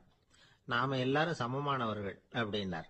இப்படி சொல்லிவிட்டு வரிசையில கடைசியா இருந்த ஒரு நாற்காலியில போய் உட்காந்துக்கிட்டார். தன் சட்டை பையில இருந்த ஒரு செய்தித்தாளை எடுத்தார், படிக்க ஆரம்பிச்சுட்டார். ஆனா அங்க இருந்தவங்களால இதை வந்து பாத்துக்கிட்டு சும்மா இருக்க முடியல. ஒருத்தர் எழுந்திருச்சு வந்தார். ஐயா, இப்ப என்னுடைய முறை வந்திருக்குது, நான் தான் போக வேண்டிய முறை. உங்களை இங்க காத்திருக்க வைக்கிறத விட ஒரு 5 ஆண்டுகளுக்கு கூட நான் வந்து முடிவெட்டிக்காமே இருந்துட முடியும் அப்படின்னார். அவர் மறுபடியும் சொன்னார், ஐயா நீங்க வந்து வரிசை முறையை தாண்டி போக விருப்பப்படல, சரி, ஆனா என்னுடைய முறையை வந்து மாத்தி கொடுக்கறதுக்கு எனக்கு வந்து முழு உரிமை இருக்குது. இதுக்கு பதிலா உங்களுடைய கடைசி இடத்தை நான் எடுத்துக்கிறேன், இதை நீங்க மறுக்க முடியாதுன்னார். அங்க இருந்து மற்றவங்களும் இதை ஒரு மனசா வற்புறுத்த ஆரம்பிச்சுட்டாங்க. அந்த பெரிய மனிதர் பார்த்தார், சரின்னு கடைசியா ஒத்துக்கிட்டார். அவர் யார் தெரியுமா? அவர் தான் மாவீரர் லெனின். ரஷ்யாவில் கிரெம்ளின் சிகை அலங்கார கூடத்துல தான் இது நடந்தது. எல்லாரும் இந்நாட்டு மன்னர்கள்னு வாயளவுல பேசுறதுல என்ன பிரயோஜனம்? நாம எல்லாரும் சமம்ங்கிறத நடைமுறையில கடைபிடிச்சு காட்டினவங்க கொஞ்சம் பேர் தான். அவங்கள ஒருத்தர் தான் லெனின். வரிசையில நின்று வர்றதுங்கிறது ஒரு சிறந்த பண்பு, உயர்ந்த பண்பு. இன்னைக்கு பல இடங்கள்ல அது நமக்கு தேவைப்படுது. ஒரு ரேஷன் கடைவாசல், கடை திறக்கிறதுக்கு முன்னாடியே எல்லாரும் வந்து வரிசையில நின்னுட்டாங்க. கடைசியா வந்த ஒருத்தர் கியூல முன்னாடி போறதுக்கு முயற்சி பண்றார். ஏற்கனவே நின்றுட்டு இருக்கிறவங்க அவரை முன்னாடி போறதுக்கு விட மாட்டேங்கிறாங்க. கடைசியா போய் நில்லையா அப்படின்னு எல்லாரும் கத்துறாங்க. அது அவர் காதுல வாங்கல. முண்டி அடிச்சுக்கிட்டு முன்னாடி போறதுக்கே முயற்சி பண்ணிட்டு இருக்கிறார். எல்லாரும் சேர்ந்து அவரை வலுக்கட்டாயமா இழுத்து கொண்டாந்து பின்னாடி கொண்டு போய் நிறுத்திவிட்டாங்க. நிறுத்திவிட்டு சொன்னாங்க, இதை பாருப்பா, நாங்க இருக்கிற வரைக்கும் நீங்க முன்னாடி போய் எதையும் வாங்க முடியாது, தெரிஞ்சுக்கோ அப்படின்னாங்க. இப்போ அந்த ஆளு சொன்னாராம், நான் இங்க பின்னாடி நிக்கிற வரைக்கும் நீங்களும் எதுவும் வாங்க முடியாது அப்படின்னாராம். ஏன்னு கேட்டிருக்கிறாங்க. நான் தான் அந்த கடையை திறக்க வேண்டிய ஆள் அப்படின்னா. அபூர்வமான திருடர்களும் உண்டு. ஒரு திருடன் சிறையிலிருந்து விடுதலையாகி வெளியில போனான். கொஞ்ச நாள்ல மறுபடியும் திரும்பி ஜெயிலுக்கு வந்துட்டான். அப்போ சிறை அதிகாரி அவனுக்கு அறிவுரை சொன்னாராம். ஏன்பா, இப்படி அடிக்கடி தப்பு பண்ணிவிட்டு ஜெயிலுக்கு வந்து விடுறியே, உனக்கு சொந்த பந்தம் எதுவும் இல்லையா? உனக்கு அப்பா, அண்ணன், தம்பிகள் அவங்க கூட எல்லாம் சேர்ந்து வாழணுங்கிற ஆசை இல்லையா அப்படின்னு கேட்டிருக்காரு. அவங்களோட சேர்ந்து வாழணுங்கிற ஆசை எனக்கு நிறைய உண்டுங்க சார் அப்படின்னு அவன். அப்புறம் எதுக்கு இப்படி ஜெயிலுக்கு வந்து விடுற அப்படின்னாரான் அவரு. அவங்க எல்லாருமே இங்கே தானே சார் இருக்காங்க அப்படின்னு அவன். நம்ம கிட்ட ஒருத்தன் தப்பா நடந்துகிட்டானா உடனே நாம என்ன செய்வோம்? கையை ஓங்கிட்டு அவனை அடிக்க போவோம். நாம அவங்கிட்ட அவனை விட ஒருபடி மேலா தப்பா நடந்துக்குவோம். ஆனா பெரியவங்க எல்லாம் அப்படி நடந்துக்கிறது இல்ல. இன்னா செய்தாரை ஒருத்தல் அவர் நாண நன்னயம் செய்து விடல் அப்படின்னு வள்ளுவர் சொல்லியிருக்காரு இல்லையா? அதுக்கு தகுந்த மாதிரி நடந்துக்குவாங்க. பாயசித் விஸ்தாமிங்கிறவர் ஒரு பெரிய ஞானி. அவர் ஒரு நாள் ராத்திரி ரொம்ப நேரம் மசூதியில் இருந்துட்டு வீட்டுக்கு திரும்பி வந்துகிட்டு இருக்கிறார். வழியில ஒரு குடிகாரன், அவன் கையில ஒரு இசை கருவி, அதை கண்ணா பின்னான்னு மீட்டிக்கிட்டு வாய்க்கு வந்தபடியே என்னத்தையோ பாட்டுன்னு நினைச்சுக்கிட்டு பாடிக்கிட்டு அவன் பாட்டுக்கு கிடக்குறான் வழியில. அதோட இருந்தாலும் பரவாயில்ல, அந்த பக்கமா வழியில போறவங்க வர்றவங்களை எல்லாம் பார்த்து கண்ணா பின்னான்னு திட்டிக்கிட்டு இருக்கிறான், ரொம்ப வளர்க்குறான். பாயசித் பிஸ்தாமிங்கிற அந்த பெரியவர் அந்த வழியா போறார். அவனை பார்க்கிறார்.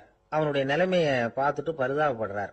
ஏன்பா இது மாதிரி எல்லாம் நடந்துக்கிற, இப்படி நடக்கலாமா அப்படின்னு ஏதோ கொஞ்சம் புத்திமதி சொல்றதுக்கு ஆரம்பிச்சார். அவனுக்கு கோபம் வந்துட்டுது. கையில வச்சிருந்த வாத்திய கருவி அதால ஓங்கி அந்த பெரியவர் தலையில ஒரு அடி கொடுத்தான். ரத்த காயம் ஏற்பட்டு போச்சு.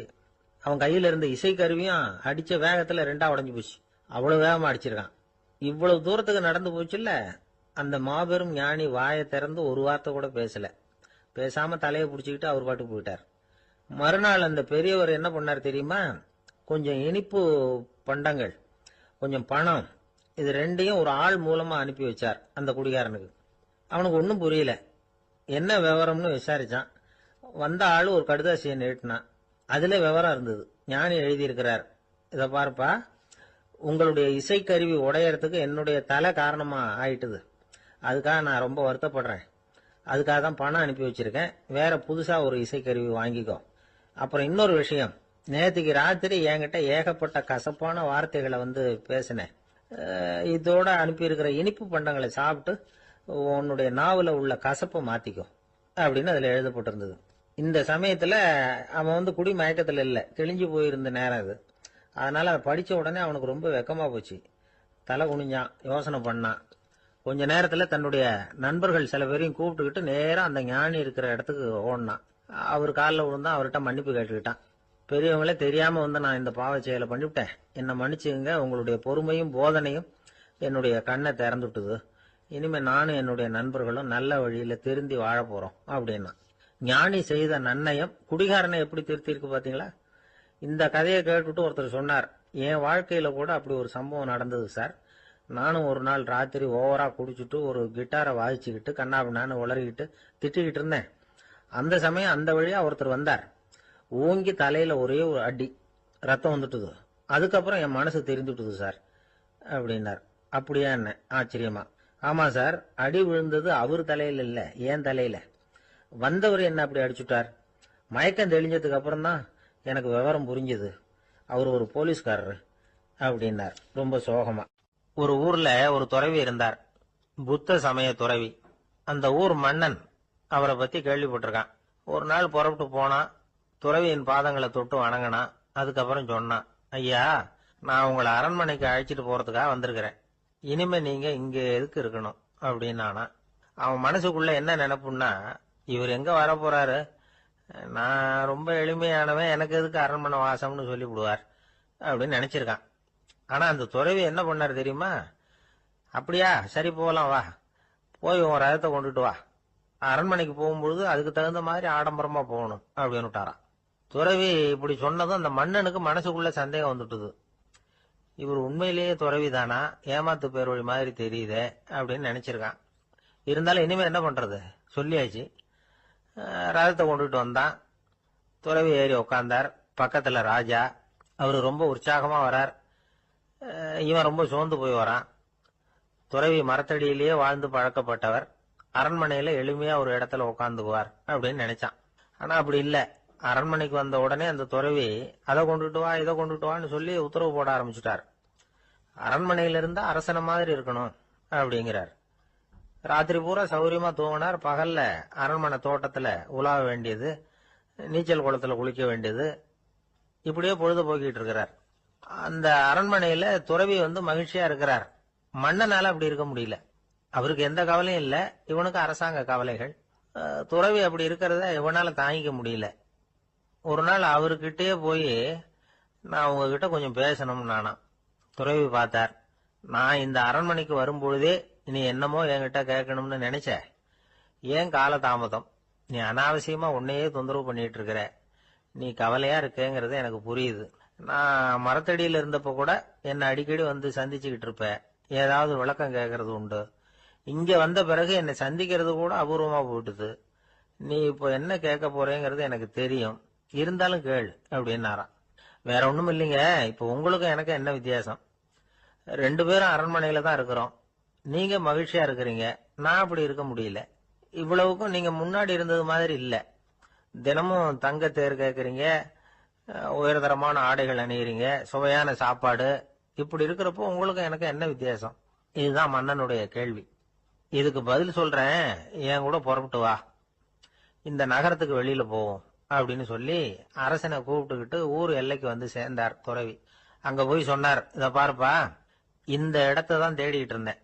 இனிமே நான் திரும்பி வரப்போறதில்ல. நீ என்னோட வர்றியா திரும்பி போறியா அப்படின்னார். நான் எப்படிங்க உங்க கூட வர முடியும்? என்னுடைய நாடு, என்னுடைய சொத்துக்கள், மனைவி, மக்கள் எல்லாத்தையும் விட்டுட்டு எப்படிங்க வர்றதுன்னா. இப்ப அந்த துறவி சொன்னார், இப்ப வித்தியாசத்தை தெரிஞ்சுக்கிட்டியா? நான் அரண்மனையில இருந்தேன், எல்லா வித பொருள்களும் உடையவனா இருந்தேன். ஆனா எதையும் சொந்தம் கொண்டாடுறவனா இருக்கல. ஆனா நீ அப்படி இல்ல, எல்லாத்தையும் சொந்தம் கொண்டாடிட்டு இருக்கிற. இதுதான் நமக்குள்ள வித்தியாசம் அப்படின்னு சொன்னார். அரண்மனை ஆடைகளை அப்படியே களைஞ்சார்.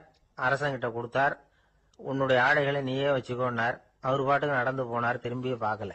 அரசனுக்கு அப்பதான் தன்னுடைய அறியாமை விளங்குச்சான். இதுல இருந்து நாம புரிஞ்சுக்க வேண்டியது என்னன்னா, இந்த உலகத்துல எத்தனையோ பொருள்கள், அதையெல்லாம் முறையா பயன்படுத்தினா மகிழ்ச்சி. அதை விட்டுட்டு அதுக்கெல்லாம் சொந்தம் கொண்டாட ஆரம்பிச்சா கவலை. நம்ம ஆட்கள் சொந்தம் கொண்டாடுற விதமே தனி. ஒரு ஆளு இன்னொருத்தங்கிட்ட ஒரு கொடை கடன் வாங்கியிருந்தான், திருப்பி கொடுக்கல. கொடையை கொடுத்தவன் கேட்டான், என்கிட்ட கடன் வாங்கினிய கொடை, அதை கொஞ்சம் திருப்பி தர்றியான்னா. அது உனக்கு இப்போ அவசரமா தேவைப்படுதா அப்படின்னு கேட்டான் இவன். எனக்கு தேவைப்படல, அந்த கொடைய நான் யாருகிட்ட வாங்கியிருந்தேனோ அவனுக்கு இப்போ அது அவசரமா தேவைப்படுது. வாழ்க்கையில சில சந்தர்ப்பங்கள்ல நாம சில அவமானங்களை சந்திச்சே தீர வேண்டியிருக்கு. என்ன பண்றது, காலம் அப்படி. அவமானப்படுறவங்க உடனே அடங்கி போயிடுறது தான் உலக வழக்கம். அவமானப்பட்டா உடனே சீறி எழறவங்களும் உண்டு. ஆனா அதையே ஒரு சவாலா எடுத்துக்கிட்டு முன்னுக்கு வர்றவங்களும் சில பேர் இருக்கிறாங்க. அவங்க ரொம்ப அபூர்வம். இன்னைக்கு மனோதத்துவ நிபுணர்கள்லாம் என்ன சொல்றாங்க தெரியுமா? அவமானப்பட்டுட்டா உடனே அடங்கி போயிடக்கூடாதான். அதையே ஒரு சவாலா எடுத்துக்கிட்டு மனசுல ஒரு வைராக்கியத்தோட முயற்சி பண்ணுனா வாழ்க்கையில எல்லாரும் முன்னேறலாம். அவமானம்ங்கிறத நாம வைராக்கியமா மாத்திக்கணும்.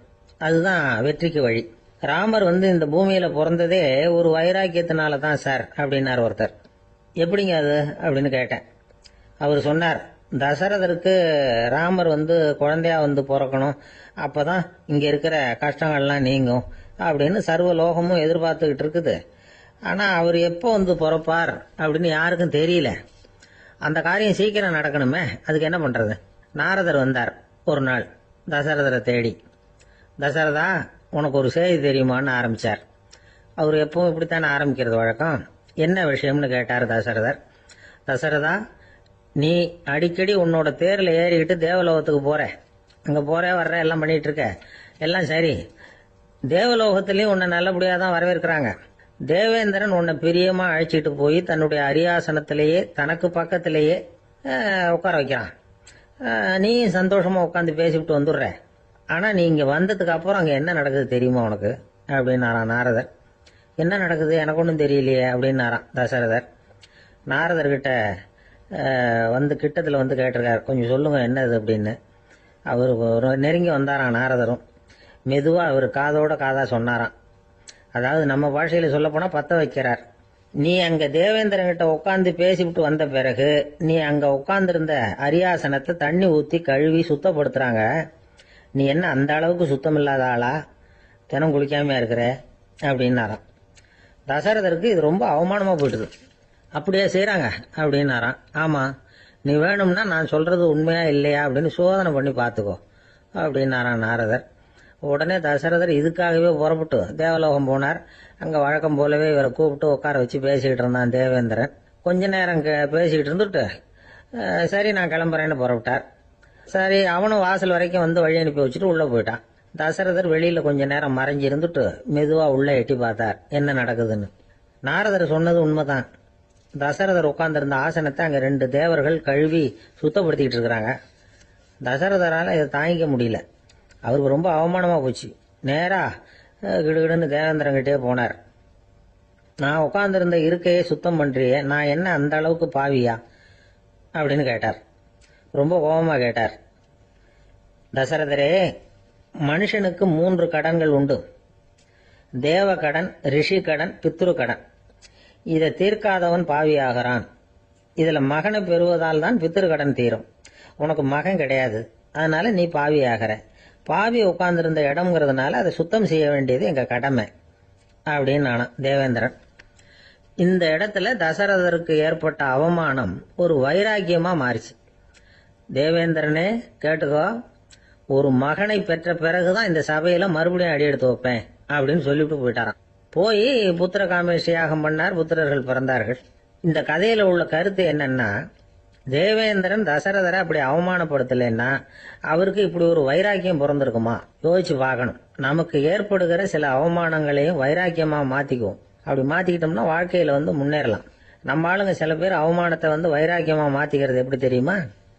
நம்மகிட்ட ஒரு பையன் சொன்னான், எங்க அப்பா என்னை எல்லாருக்கும் முன்னாடி வச்சு திட்டிவிட்டார், பொறுப்பு இல்லாம ஊர் சுத்துறேன்னு சொல்லி அவமானப்படுத்தி விட்டார். இனிமே நீ என் முகத்திலேயே முழிக்காதரா போடான்னு வேற சொல்லிவிட்டார். எனக்கு ரோஷம் வந்துட்டுது. அந்த அவமானத்தை வைராக்கியமா மாத்திக்கிட்டேன். அன்னையிலிருந்து அவர் முகத்திலேயே முழிக்கிறது இல்லை அப்படின்னா. அப்படியான்னு கேட்டோம். ஆமாங்க, அவர் வீட்டில் இல்லாத நேரமா பார்த்து உள்ள சமையல் கட்டுக்கு போய் சாப்பிட்டுட்டு நைஸா வெளியில வந்துருவேன் அப்படிங்கிறான் அவன்.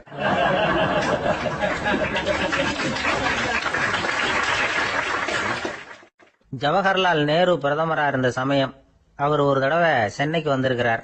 இங்கே சில முக்கிய நிகழ்ச்சிகள்ல கலந்துக்கிறதுக்காக வந்திருந்தார். ஆளுநர் மாளிகையில ஒரு நாள் ராத்திரி தங்கி மறுநாள் புதுடெல்லி புறப்படுறதாக ஏற்பாடு. நிகழ்ச்சியில எல்லாம் முடிச்சுக்கிட்டு ஆளுநர் மாளிகையில தங்கி இருக்கிறார். அன்றைக்கு இரவு படிக்கிறதுக்கு ஒரு முக்கியமான புத்தகம் அவருக்கு தேவைப்பட்டது. அந்த சமயத்துல உலக அளவுல ஒரு முக்கியமான பொருளாதாரம் சம்பந்தமான ஒரு புத்தகம் வெளியாகி இருக்கிற விஷயம் அவருக்கு தெரியும். அந்த புத்தகம் மெட்ராஸுக்கு வந்திருக்குமா, அது இங்க கிடைக்குமா அப்படின்னு விசாரிச்சிருக்கிறார் நேருஜி.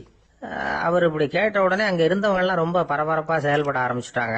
முக்கியமான இடங்கள்ல எல்லாம் விசாரிச்சிருக்கிறாங்க அந்த புத்தகம் உங்ககிட்ட இருக்கான்னு. சென்னையில உள்ள கன்னிமாரா நூல் நிலையத்துக்கு எப்படியும் அந்த புத்தகம் வந்திருக்கணும் அப்படின்னு ஒரு நம்பிக்கை. அங்க விசாரிச்சாங்க. அந்த புத்தகம் 2 நாளைக்கு முன்னாடி தான் அங்க வந்திருக்குது அப்படிங்கிற விஷயம் தெரிஞ்சுது. உடனே எல்லாரும் அங்க ஓடினாங்க. அவங்களுக்கு இன்னொரு சந்தேகம், புத்தகம் வந்திருக்கு சரி, அது இந்த சமயத்துல வேற யாரும் படிக்கிறதுக்கு எடுத்துட்டு போயிருக்க கூடாதே அப்படிங்கிற சந்தேகம். இருந்தாலும் மனசுக்குள்ள ஒரு தைரியம், இப்படி ஒரு புத்தகம் வெளிவந்திருக்கிற விஷயமே நேருஜி சொல்லி தான் நமக்கே தெரியும். அதுவும் இல்லாம உலக பொருளாதார சம்பந்தமான ஏதோ ஒரு புத்தகம் அது. அதை போய் இந்த நேரத்துல அவ்வளவு ஆர்வமா யாரும் எடுத்துட்டு போயிட போறாங்க அப்படிங்கிற தைரியம். இந்த தைரியத்தோட அந்த நூல் நிலையத்துக்கு ஓடினாங்க. புத்தகத்தை தேடுனா அது கிடைக்கல, யாரோ எடுத்துட்டு போயிருக்கிறாங்க. நேருவுக்கு மட்டுமே தெரிஞ்சிருந்த அந்த புத்தகம் பத்தின விஷயம் சென்னையில வேற ஒருத்தருக்கும் தெரிஞ்சிருக்குது. உடனே எல்லாரும் பரபரப்பா அந்த அதுக்குன்னு இருக்கிற ரிஜிஸ்டர் இருக்குல்ல, பதிவேடு, அதை புரட்டி பாக்குறாங்க யார் எடுத்துட்டு போறாங்கன்னு தெரிஞ்சுக்கிறதுக்காக. எடுத்துட்டு போனவங்க அதுல கையெழுத்து போட்டிருப்பாங்கல்ல, அதை பார்த்து யாருன்னு தெரிஞ்சுக்கலாம் அப்படிங்கிறதுக்காக தான் அதை புரட்டுறாங்க. அதோ அந்த புத்தகத்தோட பேரு பக்கத்துல அதை எடுத்துக்கிட்டு போனவங்க கையெழுத்து உத்து பாக்குறாங்க எல்லாரும். அதுல போட்டிருக்குது பேரு CN அண்ணாதுரை அப்படின்னு எழுதியிருந்தது. அவரு தான் பேரறிஞர் அண்ணா. நேரு படிக்க விரும்பின ஒரு புத்தகத்தை அதே நேரம் படிக்க விரும்பின இன்னொரு தலைவர் இவர். படிக்கிறதுல அவருக்கு இருந்த ஆர்வத்தை நாம தெரிஞ்சுக்கணும்னா அதுக்கு எவ்வளவோ சம்பவங்கள் இருக்கு. கடைசி காலத்துல அவர் அடையாறு மருத்துவமனையில படுத்திருக்கிறார். அவருக்கு ஒரு முக்கியமான அறுவை சிகிச்சை செய்ய வேண்டியிருக்குது அவசரமா. அமெரிக்காவிலிருந்து டாக்டர் மில்லர் வந்திருக்கிறார். அவர்கிட்ட கேட்கிறார், டாக்டர் நாளைக்கே அறுவை சிகிச்சை செய்ய போறீங்களா அப்படின்னு. ஆமாங்கிறார் டாக்டர் மில்லர். நாளைக்கு மறுநாள் செஞ்சுக்கிறனே அப்படின்னாரா அண்ணா. ஏன் ஏதாவது நாள் பாக்குறீங்களான்னு கேட்டிருக்கார். இல்ல, ஒரு புத்தகத்தை படிச்சுக்கிட்டு இருக்கிறேன், அதை நாளைக்குள்ள முடிச்சிருவேன், அதுக்கப்புறம் நான் இறந்தாலும் கவலை இல்லை அப்படின்னாரா இவர். அவர் தான் அறிஞர் அண்ணா. சங்ககால நூல்கள்ல இருந்து சமீபத்துல வந்த நூல்கள் வரைக்கும் எல்லாம் அவர் படிச்சிட்டு இருக்கிறார். ஒரு திருமண விழாவில் அவர் பேசும்பொழுது சொன்ன விஷயம் இது. சங்க காலத்துல காதலியை மணக்க விரும்புகிறவனுக்கு அவனுடைய தந்தை வீர சோதனைகள்லாம் வைப்பாரு. போய் புலிப்பல்லு கொண்டுகிட்டு வா, அப்போதான் என் பொண்ணை கொடுப்பேன் அப்படின்னு சொல்லுவார். காதலன் உடனே காட்டுக்கு போவான், ஒரு புலியை கொன்று அதனுடைய பல்ல கொண்டுகிட்டு வருவான். அதை வீர பதக்கத்துல பதிச்சு அவனுக்கு மாமனார் சூட்டுவார் கல்யாண சமயத்துல. இப்போலாம் காதலன் கிட்ட அப்படி சொல்ல முடியாது. இப்போலாம் காதலன் கிட்ட காட்டுக்கு போய் புலிப்பல் கொண்டுகிட்டு வான்னு யாராவது சொன்னா புலிதான் மாப்பிள்ளையா வந்து சேரும் அப்படின்னார்.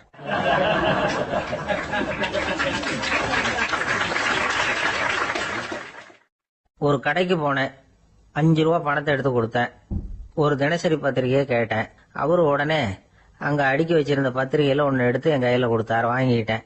மீதி பணத்தை எடுத்தார். அதையும் என் கையில கொடுக்கணும்ல, கொடுக்கல. எதிரில் இருந்த பலகையில வச்சு எடுத்துக்க சொன்னார். எப்பவும் அவர் அப்படிதான் பண்ணுவாரு. நானும் எடுத்துக்கிட்டு வந்துருவேன். இவர் ஏன் இப்படி பண்றாருங்கிறது எனக்கு ரொம்ப நாளா ஒரு சந்தேகம்.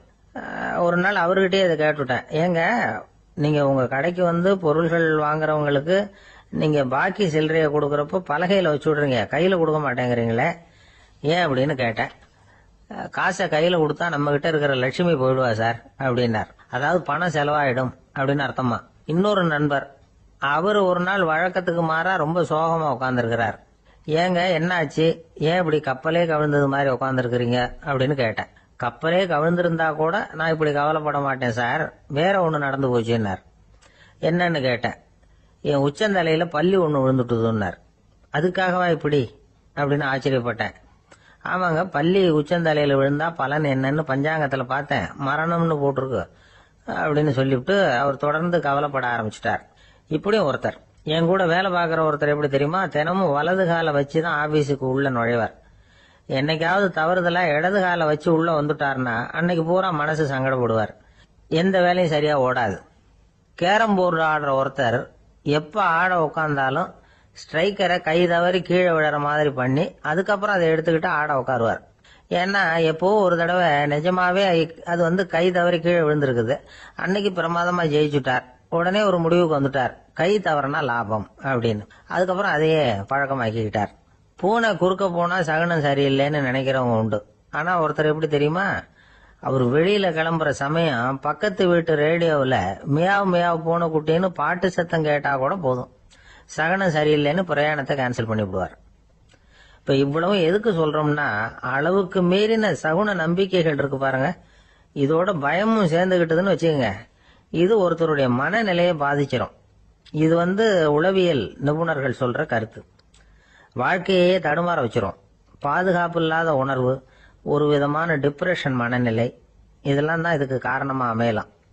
சில பேர் காய்கறி நறுக்க கத்திய கையில் எடுத்தா கூட நேரம் சரியா இருக்கா அப்படின்னு பார்த்துட்டு தான் வேலையை ஆரம்பிக்கிறது வழக்கம். அறிவு தான் மனசுக்கு வாத்தியாரா இருக்கணும், அப்பதான் வாழ்க்கை வந்து நிம்மதியா இருக்கும். அறிவு வந்து மனசு சொல்றபடியெல்லாம் கேட்க ஆரம்பிச்சுட்டுதுன்னா இடைஞ்சல் தான். ஒருத்தருக்கு 7ஆம் நம்பர் தான் ராசியான நம்பராம். 7ஆம் தேதி தான் எந்த காரியத்தையும் ஆரம்பிப்பாராம். 7 எழுத்து வர்றது மாதிரி பேரை மாத்தி வச்சுக்கிட்டார். 7 மணிக்கு தான் தினமும் எழுந்திருப்பார். 7ஆம் நம்பர் வீட்டில தான் குடியிருக்கார். கல்யாணம் கூட 7ஆம் தேதி தான் பண்ணிக்கிட்டார். அவர் ஒரு நாள் குதிரை பந்தயத்துக்கு போனாராம். குதிரையோட பேரையெல்லாம் பார்த்தார். ஒரு குதிரையோட பேர் 7 எழுத்துல அமைஞ்சிருந்தது. 7 தானே இவருக்கு அதிர்ஷ்ட நம்பர். அதனால உடனே அது பேர்ல பணத்தை கட்டினார். பந்தயம் நடந்தது. என்ன சார் ஆச்சுன்னு கேட்டாங்க. நான் பணம் கட்டின அந்த என்னோட குதிரை 7ஆவதா வந்து சேர்ந்தது சார் அப்படின்னாராம் சோகமா.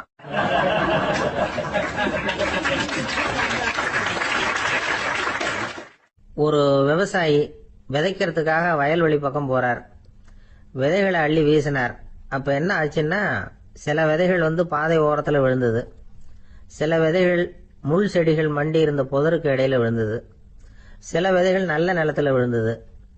பாதை ஓரத்துல விழுந்த விதை என்ன ஆச்சுன்னா, அதெல்லாம் பறவைகள் கண்ணுல போட்டுட்டுது, உடனே உட்காந்து கொத்தி தின்னுட்டு போட்டுது.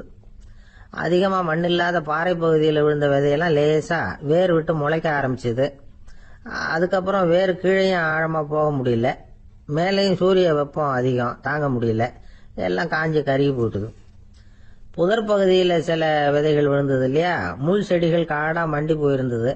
அதனால முளைச்சு வர்ற செடிக்கு நெருக்கடி அதிகமா போட்டுது, சரியா வளர முடியல, விளைச்சலும் சரியா இல்ல. நல்ல நிலத்துல விழுந்த விதைகள் மட்டும் நல்லா முளைச்சது, நல்லா வளர்ந்தது, விளைச்சலும் பிரமாதமா இருந்தது.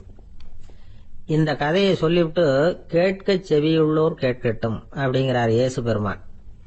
ஆமா, இயேசு கடலில் நின்ற படகு ஒண்ணுல உட்கார்ந்துருக்கிறார். கடற்கரையில ஏராளமான மக்கள் உட்கார்ந்துருக்கிறாங்க. அந்த சமயத்துல தான் இயேசு ஓமைகள் மூலமா மக்களுக்கு பல உண்மைகளை சொல்லிட்டு இருக்கிறார். மக்கள் அந்த கதையை கேட்டுட்டு ஒன்னும் புரியாம முழிக்கிறாங்க. அத கவனித்த இயேசு அந்த ஓமையை விளக்க ஆரம்பிச்சார். இதுல அந்த விதைக்கிறவர் தான் இறைவன். அவருடைய வார்த்தைகளை விதைக்கிறார். அந்த வார்த்தைகளை கேட்கிற மக்கள் அந்த விழுந்த விதைகள் மாதிரி 4 வகையானவர்கள். சில பேர் பாதை ஓரத்தில் விழுந்த விதைகள் மாதிரி. இறைவன் வார்த்தைகளை அவங்க கேட்கறாங்க, ஆனா தீய எண்ணங்கள் செய்கைகள் மூலமா விதைக்கப்பட்ட வார்த்தைகள் அழிஞ்சு போடுது. இறைவன் வார்த்தைகளை கேட்ட உடனே மகிழ்ந்து போய் உடனே சில பேர் அதை ஏத்துக்கிறாங்க. இவங்கெல்லாம் அந்த பாறை பகுதியில் விழுந்த விதைகள் மாதிரி. அதனால இவங்கெல்லாம் வேறு இல்லாதவங்க, கொஞ்ச காலத்துக்கு இறை வார்த்தைகளுக்கு கீழ்ப்படிந்து நடப்பாங்க. அதனால ஏதாவது இடைஞ்சல் ஏற்பட்டா உடனே தடுமாறுவாங்க, தங்கள்கிட்ட இருக்கிற நல்ல பண்புகளை விட்டுட்டு பாவ வழிகளுக்கு போயிடுவாங்க. முள் செடிகளுக்கு இடையில விழுந்த விதைகள் மாதிரி உள்ளவங்க யாருன்னா, இவங்களுக்கு உலக கவலை உண்டு, செல்வத்தின் மீது மயக்கம் உடையவர்கள். உலக ஆசைகள் இவங்களுக்குள்ள பூந்துடுறதுனால அங்க இருக்கிற நல்ல பண்புகள் மறைஞ்சு போயிடுது. அதனால அவங்களும் உபயோகம் இல்லாதவங்களா ஆயிடுறாங்க. நல்ல மனிதர்கள் நல்ல நிலத்துல விழுந்த விதைகளுக்கு ஒப்பானவர்கள். இவங்க இறை வார்த்தையை கேட்கறாங்க, அதை ஏத்துக்கிறாங்க, அவங்களும் நல்லபடியா வாழறாங்க, அடுத்தவங்களுக்கும் உபயோகமா இருப்பாங்க. இதுதான் இயேசு சொன்ன விளக்கம். நல்ல வார்த்தைகளை கேளுங்கள், நல்ல வார்த்தைகளை ஏற்றுக்கொள்ளுங்கள், அடுத்தவங்களுக்கு உபயோகமா இருங்க. இதுதான் பெரியவங்கள்லாம் நமக்கு சொல்லுகிற உபதேசம். ஒரு அப்பா தன்னுடைய மகனுக்கு உபதேசம் பண்ணார். இத பாருப்பா, நல்ல வார்த்தைகளை கேட்கணும், எப்போதுமே மகன் அப்பா பேச்ச கேட்கறது நல்லது அப்படின்னாராம். நீ ஏதாவது ஒரு தப்பு பண்ணா என் தலையில ஒரு முடி நரைச்சி வெள்ளையா போடும்பா, நீ செய்யற ஒவ்வொரு தப்புக்கும் என் தலையில ஒவ்வொரு முடி வெள்ளையாயிடும் அப்படின்னாராம். பையன் யோசிச்சான், அப்பா இப்பதான் எனக்கு புரியுது, தாத்தாவோட தலைமுடி பூராவும் வெள்ளையா இருக்கிறதுக்கு என்ன காரணம்ங்கிறது எனக்கு இப்பதான் புரியுது அப்படின்னானா.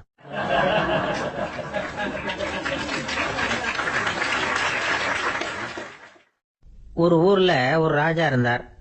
அவர் ஒரு பூனை வளர்த்தார். ரொம்ப செல்லமா அவர் அந்த பூனையை வளர்த்தார். அவர் என்ன பண்ணுவார் தெரியுமா, இரவு நேரத்துல அந்த பூனையோட தலையில ஒரு விளக்க வச்சிருவார். அந்த பூனை ரொம்ப ஜாக்கிரதையா அந்த விளக்கு கீழே விழுந்துடாம பாத்துக்கும். தலையை ஆட்டாம ரொம்ப நிதானமா ராஜா பின்னாடி நடந்து போய்கிட்டே இருக்கும். அந்த விளக்கு வெளிச்சத்துல எல்லா வேலைகளையும் செஞ்சிருவார். கையில ஒரு விளக்க தனியா எடுத்துட்டு போக வேண்டிய அவசியமே இல்லை. விளக்க தூக்கிட்டு போற வேலையை அந்த பூனை பாத்துக்கும். அதனால ராஜாவுக்கு அந்த பூனை மேல ரொம்ப பிரியம். மந்திரிகளை எல்லாம் கூப்பிட்டு அவங்க கிட்ட சொல்லுவார், பாத்தீங்களா இந்த பூனை எவ்வளவு விசுவாசமா நடக்குது, என் பேர்ல எவ்வளவு மரியாதை பாத்தீங்களா அதுக்கு அப்படிம்பார். இதை கேட்டுட்டு அங்கிருந்த அமைச்சர்கள் ஒருத்தர் சொன்னார், மன்னா நீங்க சொல்றது சரிதான், இருந்தாலும் இந்த பூனையோட விசுவாசத்தை நாம கொஞ்சம் சோதிச்சு பார்க்க வேண்டியிருக்கு அப்படின்னாராம். சரி, உங்க ஆசையை ஏன் கெடுக்கணும், நல்லா சோதிச்சு பாருங்க அப்படின்னு சொல்லிவிட்டார் ராஜா.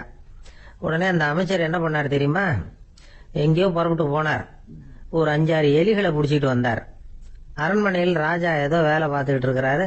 பக்கத்துல அந்த பூனை ரொம்ப பணிவா நின்றுகிட்டு இருக்குது. அது தலையில விளக்கு எரிஞ்சுக்கிட்டு இருக்கு. அமைச்சர் தான் பிடிச்சிட்டு வந்த எலிகளை அந்த பூனை பார்வையில படுறது மாதிரி எதிரில் விட்டார். அந்த எலிகள்லாம் அங்கேயும் இங்கேயும் ஓட ஆரம்பிச்சுது. அதை பார்த்தது பூனை, அவ்வளவுதான். தலையில இருக்கிற விளக்க பத்தியும் கவலைப்படல, ராஜாவை பத்தியும் கவலைப்படல. ஒரே பாய்ச்சலா பாஞ்சு எலிகளை துரத்த ஆரம்பிச்சுட்டுது. தலையில இருந்த விளக்கு எங்கேயோ போய் விழுந்தது, அணைஞ்சு போச்சு.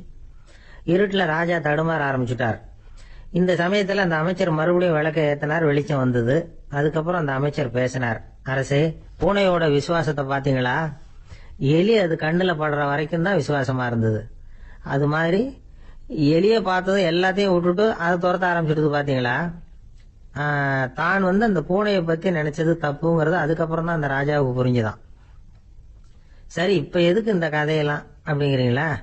இந்த பூனை மாதிரி தான் நம்ம மனசும். மனசை எவ்வளவுதான் பயிற்சி கொடுத்து பக்குவமா வச்சிருந்தாலும் பாக்குறதுக்கு பரமசாது மாதிரி தான் இருக்கும். பார்க்க வேண்டியதை பார்த்துட்டுதுன்னா பாஞ்சிரும். இந்த பூனை மாதிரி புலன் இன்ப பொருள்கள் கிட்டாத வரைக்கும் மனம் அடங்கி இருக்கிறது மாதிரி தான் தெரியும். கொஞ்சம் வாய்ப்பு கிடைச்சாலும் அது குதிக்க ஆரம்பிச்சிரும், தப்பு பண்ண ஆரம்பிச்சிரும். பெரிய பெரிய முனிவர்கள் வாழ்க்கையில நடந்த வீழ்ச்சி இதை தான் நிரூபிக்குது. புலன்களின் ஆற்றல் அதிகம், அதனால மனக்கட்டுப்பாடு பயிற்சிகள்ல ரொம்ப எச்சரிக்கையா இருக்கணுங்கிறார் சுவாமி சிவானந்தர். மது பழக்கத்தையே விட்டுட்டேன்னு உறுதியா இருப்பான். கடை கண்ணுல பட்டுட்டுதுன்னா கால் அவனை கேட்காமலே இழுத்துக்கிட்டு உள்ள போயிடும். இதுதான் மனசுங்கிறது. அதுதான் அந்த ராஜா வளர்த்த பூனை. நம்மால் ஒருத்தன் அந்த ராஜா பூனை தலையில விளக்க வச்சது மாதிரி இவன் தன்னுடைய தலையிலேயே ஒரு விளக்க ஏற்றி வச்சுக்கிட்டு என்னத்தையோ தேட ஆரம்பிச்சான். தேடிட்டு இருக்கிறான். தலையை ஆட்டாம நிதானமா நடந்து ரொம்ப நேரமா தேடிட்டு இருக்கிறான். அந்த சமயம் அங்க ஒருத்தர் என்னத்தை தேடுறீங்கன்னு கேட்டார். அதுதான் மறந்து போச்சு அப்படின்னு இழுத்தான். சரி, கொஞ்சம் இப்படி உட்காருங்க, ஞாபகம் வந்ததும் தேட ஆரம்பிக்கலாம் அப்படின்னாரு அவரு. இவன் கொஞ்ச நேரம் உட்காந்து யோசிச்சான். அப்புறம் திடீர்னு எழுந்திருச்சான். ஞாபகம் வந்துட்டுதுன்னா. என்னன்னு கேட்டார். எங்க வீட்டுல இருந்த விளக்க எங்க வச்சேன்னு தெரியல, அததான் தேடிட்டு இருக்கிறேன், ஏத்தி வைக்கலாம்னு பாக்குறேன் அப்படின்னா.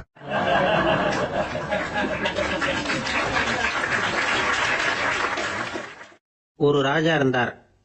நாடு பூராவும் நிறைய மரங்களை நட்டு வளர்க்கணுங்கிறது அவரோட ஆசை. தானே அதுக்கு முன்மாதிரியா இருக்கணும்னு நினைச்சார்.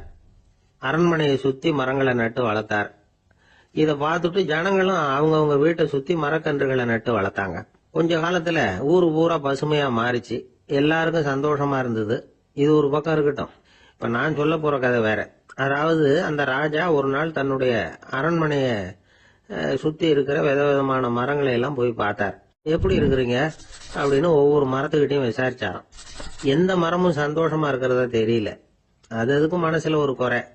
முதல்ல ஆலமரத்துக்கிட்ட போனார். அது சொல்லிச்சு, மண்ணா, நான் நல்லா பெருசா வளர்ந்துருக்கிறேன், அடர்த்தியா இருக்கிறேன், கிளையெல்லாம் 4 பக்கமும் நல்லா படர்ந்துதான் இருக்குது, இருந்தாலும் எந்த பிரயோஜனமும் இருக்கிறதா தெரியல எனக்கு. என்னுடைய பழம்லாம் ரொம்ப சின்னதா இருக்குது, என் கண்ணுக்கு சரியா புறப்பட மாட்டேங்குது.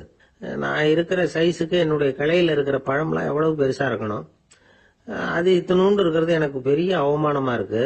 இப்படி இங்க நின்றுகிட்டு இருக்கிறதே ரொம்ப கூச்சமா இருக்கு. ஒரு நல்ல புயல் வந்ததுன்னா பேசாம சாஞ்சு விடலாமான்னு பாக்குறேன் அப்படின்னு புலம்புது ஆலமரம். சரி, இருக்கட்டும்னு நினைச்சுக்கிட்டு ராஜா அடுத்தபடியா ஒரு அத்தி மரத்துக்கிட்ட போனார். அதுவும் புலம்ப ஆரம்பிச்சுட்டுது.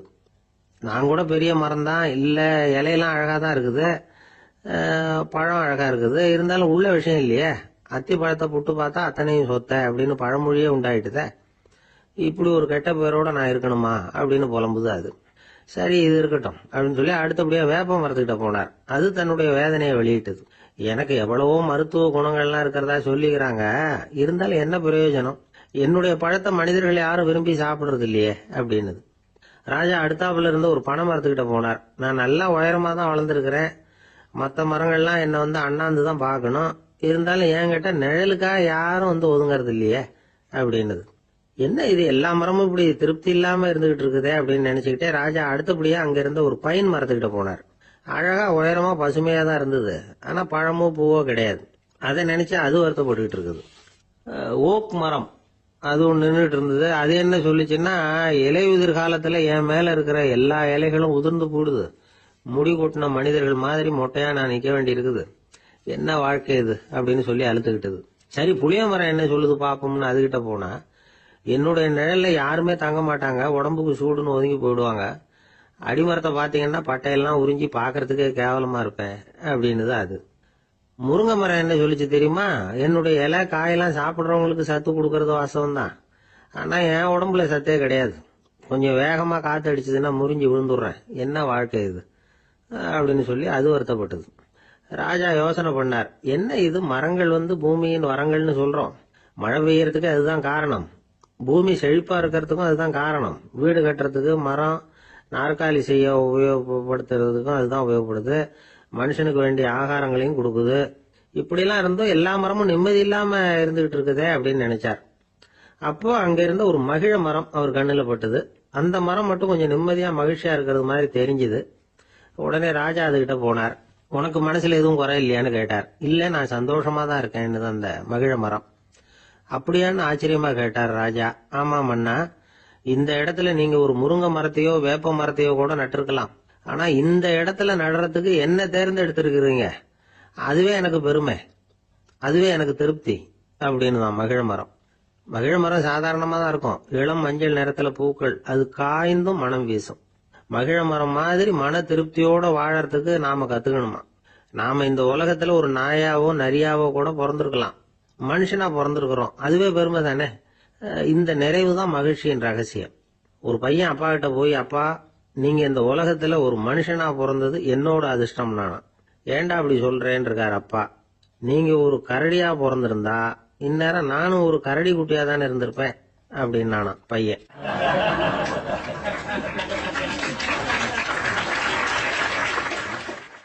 இந்த உலகத்துல நாம நல்லபடியா இருக்கணும்னா அதுக்கு முக்கியமா தேவைப்படுறது ரெண்டு. ஒன்னு செல்வம், இன்னொன்னு அறிவு. சரி, இது ரெண்டுல சிறந்தது எது அப்படின்னு ஒரு கேள்வி கேட்டா என்ன பதில் சொல்றது? இதே கேள்விய ஹஸ்ரத் அலி அவர்கள்கிட்ட கேட்டாங்களாம். அவர் ஒரு பெரிய அறிஞர். கேள்வி கேட்டவங்களும் சாதாரண ஆட்கள் இல்லை, இவங்களும் அறிஞர்கள். ஒரு நாள் ஹஸ்ரத் அலி அவர்கள்கிட்ட 10 அறிஞர்கள் வந்தாங்களாம். ஐயா, நாங்க 10 பேரும் உங்ககிட்ட ஒரே கேள்வியை தான் கேட்க வந்திருக்கிறோம். ஆனா எங்க 10 பேருக்கும் நீங்க தனித்தனியா பதில் சொல்ல முடியுமா அப்படின்னு கேட்டிருக்காங்க. அதாவது அவங்க ஒரே கேள்விக்கு இவர்கிட்ட இருந்து 10 விதமான பதில் எதிர்பார்க்கறாங்க. சரி கேளுங்க, என்ன கேள்வி அப்படின்னாரு அவர். அப்பதான் அவங்க கேட்டாங்களாம், செல்வம் அறிவு இது ரெண்டுல சிறந்தது எது? இதுதான் கேள்வி. ஹஸ்ரத் அலி என்ன பண்ணார் தெரியுமா? அவங்கள ஒவ்வொருத்தரா கூப்பிட்டார். ஒவ்வொரு விதமான பதில சொல்லி அனுப்புனார். முதல்ல ஒருத்தர் கூப்பிட்டார், சொன்னார், அறிவுங்கிறது தீர்க்கதரிசிகள், ஞானிகள், மகான்கள் இவங்களோட பரம்பரை சொத்து. ஆனா செல்வம்ங்கிறது கொடுங்கோலரின் ஆயுதம். அதனால அறிவு தான் சிறந்தது அப்படின்னார். 2வது ஆளை கூப்பிட்டார். உங்ககிட்ட செல்வம் இருந்தா நீங்க தான் அதை காப்பாற்றணும். ஆனா அறிவு உங்களை எப்பவும் காப்பாற்றும். ஆகவே அறிவு தான் சிறந்தது அப்படின்னார். 3வது ஆளை கூப்பிட்டார். செல்வந்தனுக்கு எப்போதும் விரோதிகள் அதிகம், ஆனா அறிஞனுக்கு நண்பர்கள் அதிகம். அதனால அறிவு தான் சிறந்ததுன்னார். அடுத்தவரை கூப்பிட்டார். செல்வம் அடுத்தவங்களுக்கு கொடுக்க கொடுக்க குறையும், ஆனா கல்விங்கிறது அதிகரிச்சுக்கிட்டே வரும், கொடுக்கறதுனால குறையாது. அதனால அறிவு தான் சிறந்ததுன்னார். இன்னொருத்தரை கூப்பிட்டார். அறிவுள்ளவன் எப்பவும் அதை அடுத்தவங்களுக்கு வாரி வழங்கிக்கிட்டே இருப்பான். அதனால அவங்ககிட்ட தாராளத்தன்மை இருக்கும். ஆனா செல்வந்தன் கிட்ட கஞ்சத்தனம் தான் இருக்கும். அதனால அறிவு தான் சிறந்ததுன்னார். 6வது நபரை கூப்பிட்டார். செல்வத்தை கள்வர்கள் திருடிட்டு போக முடியும், ஆனா அறிவை அப்படி திருடிட்டு போக முடியாது அப்படின்னார். 7வது நபரை கூப்பிட்டார். செல்வம் கால ஓட்டத்துல அழிஞ்சிரும், ஆனா அறிவை கால ஓட்டம் ஒன்றும் பண்ண முடியாது. ஆகவே அறிவே சிறந்ததுன்னார். 8வது ஆளை கூப்பிட்டு சொன்னார், செல்வத்துக்கு எப்பவும் எல்லை உண்டு, நிறை உண்டு, அளவு உண்டு, கணக்கு உண்டு. ஆனா அறிவுக்கு அப்படிப்பட்ட எல்லை எதுவும் கிடையாது. அதனால அதுதான் சிறந்ததுன்னார். அடுத்தவனை கூப்பிட்டார். செல்வம் உள்ளத்துல உள்ள ஒளியை போக்கி விடும், இருட்டை உண்டாக்கிவிடும், விரிந்த மனப்பான்மையை குறுகலாக்கிவிடும். ஆனா அறிவு அப்படி இல்லை, இருண்ட உள்ளத்துல ஒளியை பாய்ச்சி அதை விசாலப்படுத்துது. அதுதான் சிறந்ததுன்னார். கடைசியா 10வது நபரை கூப்பிட்டார். செல்வம் மனசுல செருக்கை உண்டாக்குது, ஆணவத்தை ஏற்படுத்துது. அதனால நானே கடவுள்னு நினைக்கிற அளவுக்கு மனுஷனை தாழ்த்தி விடுது. ஆனா அறிவு பணிவையும் பண்பாட்டையும் வளர்க்குது. அதனால அறிவு தான் சிறந்ததுன்னார். ஆக இப்படி 10 பேருக்கும் 10 விதமா பதில் சொன்னது மூலமா ஹஸ்ரத் அலி அவர்கள் அறிவு தான் செல்வத்தை விட சிறந்தது அப்படிங்கறதுக்கு 10 காரணங்களை சுட்டி காட்டியிருக்கார். அந்த அறிஞர் 10 பேர் கேட்ட ஒரே கேள்விக்கு 10 பதில் சொன்னார். நமக்கு வேண்டிய ஒருத்தர் 10 பேர் கேட்ட கேள்விக்கு ஒரே பதில சொல்லி சமாளிச்சார். கேள்வி என்ன தெரியுமா? என்கிட்ட வாங்கின கடனை எப்பயா திருப்பி கொடுக்க போற? இதுதான் அந்த 10 பேரும் கேட்ட ஒரே கேள்வி. இந்த மாசம் 26ஆம் தேதி தந்துடுறேன் அப்படிங்கிற ஒரே பதில சொல்லி அவ்வளவு பேரையும் இவர் அனுப்பி வச்சுட்டாராம். எல்லாரும் போனதுக்கு அப்புறம் இவரை தனியா கூப்பிட்டு கேட்டிருக்கிறாங்க. அது என்ன சார் கணக்கு, 26ஆம் தேதி அன்னைக்கு என்ன அதிசயம் நடக்க போகுது அப்படின்னு கேட்டிருக்காங்க. அதிசயம் அன்னைக்கு இல்ல, அதுக்கு முத நாளே நடக்க போகுதுன்னாராம். விவரமா சொல்லுங்கன்னு இருக்காங்க. வேற ஒண்ணும் இல்லைங்க, 26ஆம் தேதி தானே எல்லாரையும் வர சொல்லி இருக்கிறேன், அதுக்கு முத நாளே நான் புறப்பட்டு தலைமறைவாயிட போறேன் அப்படின்னாராம் ரொம்ப பெருமையா.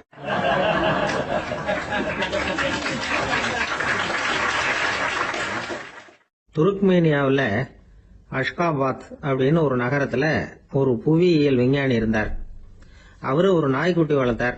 ஒரு நாள் முன்னிரவு நேரம் ஒரு மேஜைக்கு முன்னாடி உட்கார்ந்து அந்த விஞ்ஞானி ஏதோ கணக்கு போட்டுக்கிட்டு இருக்கிறார். அவருக்கு ஒரு சின்ன பெண் குழந்தை, அது தொட்டில தூங்கிட்டு இருக்குது. அந்த நாய்க்குட்டியும் ஒரு மூலையில படுத்து அது பாட்டுக்கு தூங்கிட்டு இருந்தது. ஒரே அமைதி. அந்த நேரத்துல திடீர்னு அந்த நாய்க்குட்டி துள்ளி எழுந்திருச்சுது. நேரா குழந்தைகிட்ட ஓடிச்சு. அந்த குழந்தைய அது போட்டிருந்த ட்ரெஸ்ஸோட சேர்த்து கவ்வி தூக்குச்சு. தூக்கிட்டு வாசல் பக்கம் ஓடிச்சு. நாய்க்குட்டி குழந்தைய கவ்வி தூக்க முடியுமாங்கிற சந்தேகம் உங்களுக்கு இல்லையா? நீங்க நம்ம ஊர் நாய்க்குட்டியவே பார்த்து பழக்கப்பட்டிருக்கீங்க. அதனால நம்புறதுக்கு சிரமமா இருக்கும். அந்த ஊர்ல எல்லாம் அது ரொம்ப ஸ்ட்ராங்கா இருக்கும். ஒரு ஏதோ கண்ணுக்குட்டி மாதிரி இருக்கும். விஞ்ஞானி அதை பார்த்துட்டார். உடனே அந்த நாய்க்கு வெறி பிடிச்சிட்டுதுன்னு முடிவு பண்ணிட்டு தன்னோட கை துப்பாக்கி எடுத்தார். எடுத்துக்கிட்டு ஓடி வந்தார். அவர் வெளியில நாய்க்குட்டி எங்க அப்படின்னு பார்த்து தேடுறார். அந்த நேரத்துல அந்த வீடு இடிஞ்சு விழுது. காரணம் பூமி அதிர்ச்சி. இப்படி பூமி அதிர்ச்சி உண்டாக போகுதுங்கிறது அந்த நாய்க்குட்டிக்கு முன்னாடியே தெரிஞ்சு போச்சு. அதுதான் குழந்தைய தூக்கிட்டு வெளியில ஓடி வந்திருக்குது. அது மூலமா அந்த குடும்பத்தையே காப்பாத்தி இருக்குது அந்த நாய்க்குட்டி. இந்த சம்பவம் நடக்கிறதுக்கு 3 நாளைக்கு முன்னாடியே சில பிராணிகளுக்கு இப்படி நடக்க போகுதுங்கிறது தெரிஞ்சிருக்குதான். ஆமா, அந்த நகரத்துல 3 நாளைக்கு முன்னாடியே பாம்பு, பல்லி இதெல்லாம் அது தங்கி இருந்த வலையை விட்டு வெளியில ஓடி வந்துட்டுது. அதே மாதிரி அங்க இருந்த புறாவெல்லாம் பறந்து போயிடுச்சான். இதே மாதிரி யுகோஸ்லோவியாவில் கூட ஒரு நகரம். அங்க ஒரு நாள் ராத்திரி ஒரு மிருக காட்சி சாலையில திடீர்னு ஒரு பெரிய கலவரம், கூச்சல், குழப்பம். அங்க இருந்த கழுதை, புலி, யானை, பறவை எல்லாம் கண்ணாபின்னான்னு கத்த ஆரம்பிச்சுட்டுது. நீர் யானை அதுக்குன்னு போட்டிருந்த தடுப்பையே தாண்டி குதிச்சு வெளியில வந்துட்டுதான். மறுநாள் தான் எல்லாருக்கும் விஷயம் புரிஞ்சுது. அடுத்த நாள் காலையில அங்க பூமி அதிர்ச்சி உண்டாயிட்டுது. இப்ப பாருங்க, அதாவது மனுஷனை போய் தீர்க்க தரிசி அது இதுன்னு சொல்லிட்டு இருக்கிறோம். இவனை விட அது பரவாயில்லைன்னு தோணுது. அதாவது மிருகங்கள் ஒண்ணு நடக்க போகுதுங்கிறத முன்னாடியே புரிஞ்சுக்குதே. சரி, இதெல்லாம் எப்படி அது முன்கூட்டி புரிஞ்சுக்குது? அதுதான் படைப்பு ரகசியம். அதை கண்டுபிடிக்கிறதுக்கு தான் மனுஷன் ஆராய்ச்சி பண்ணிட்டு இருக்கிறான். விஞ்ஞானிகளோட ஆராய்ச்சியெல்லாம் ஒரு பக்கம் இருக்கட்டும், வீட்டுக்குள்ளேயே சில ஆராய்ச்சி பண்ணி பாருங்களேன். இப்ப சில யோசனை சொல்லி அதை சோதனை பண்ணி பாருங்க அப்படின்னு ஒருத்தர் சொன்னாராம். அதாவது இப்ப மழை வருமா வராதா அப்படின்னு தெரிஞ்சுக்கணுமா, உடனே ஒரு பூனைக்குட்டி பின்னாடியே மெதுவா போய் அது என்ன செய்யுதுன்னு கவனிச்சு பார்க்கணும். பூனைக்குட்டி தன்னோட பாதத்தினால சுகத்துல அப்படி கீறிக்கிட்டு இருக்கும். அப்படி கீறினா கண்டிப்பா மழை வரும். சில சமயம் பூனைக்குட்டி அப்படி மல்லாந்து படுத்துக்கிட்டு பாதத்தை உயர தூக்கும், அப்படியும் எப்படியும் புரளும். இப்படி செஞ்சதுன்னா அன்னைக்கும் மழை இருக்காது. அதனால முன்னாடி இருந்தது மழை வர்றதுக்கு அறிகுறி, இது மழை இல்லைங்கிறதுக்கு அறிகுறி. பறவைகள், பிராணிகள் இதுகளோட நடவடிக்கைகளை பார்த்துட்டு அதையெல்லாம் அடிப்படையா வச்சுதான் காலநிலையை கண்டுபிடிக்கிற கருவிகளை கண்டுபிடிச்சிருக்கிறாங்க. வாத்து இருக்குல்ல, சில சமயம் தன்னோட அழகை தன்னோட இறகுகள்ல அப்படியே புதைச்சிக்கும். அப்படி செஞ்சா குளிர்காலம் வரப்போகுதுன்னு அர்த்தம். பருவநிலை குளிரா மாறப்போகுதுங்கிறதுக்கு இதுதான் அறிகுறி. சிட்டுக்குருவி இருக்குதுல்ல, அதெல்லாம் புழுதியில உழுந்து புரளும். சிறகுகளை படபடன்னு அடிச்சுக்கும். அப்படி செஞ்சா மழை வரப்போகுதுன்னு அர்த்தம். ஒண்ணு மட்டும் நாம நல்லா தெரிஞ்சுக்கணும். இயற்கையின் சீற்றம்னு சொல்றோம் இல்லையா, இயற்கை ஏன் நம்ம மேல கோவப்படுது? இயற்கையை நாம அனுசரிச்சு போறதில்ல, அதனால கோவப்படுது. காடுகளை அழிக்கப்படாது, விலங்குகளை கொல்லக்கூடாது, இயற்கை ஏற்படுத்தி வச்சிருக்கிற சமநிலையை கெடுக்கப்படாது. அதை புரிஞ்சுக்கிட்டு வாழ்ந்தோம்னா பூமியும் நடுங்காது, நாமளும் நடுங்க வேண்டிய அவசியம் இருக்காது. ஒருத்தர் இருந்தார், சாராய கடைக்கு போனாராம். நிறைய சாப்பிட்டார்.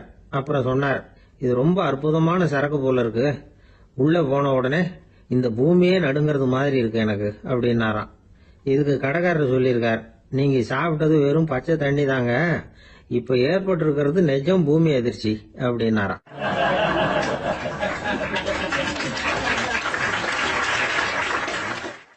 ஒரு ஊர்ல ஒரு ராஜா இருந்தார். அந்த ராஜாவுக்கு ஒரு மந்திரி. ராஜா ரொம்ப நியாயமானவர், நேர்மையானவர், கண்டிப்பானவர். தப்பு செய்யறது யாரா இருந்தாலும் தண்டனை கொடுப்பார். வேண்டியவங்களுக்கு ஒரு நியாயம், வேண்டாதவங்களுக்கு ஒரு நியாயம்ங்கிறதெல்லாம் அவர்கிட்ட கிடையாது.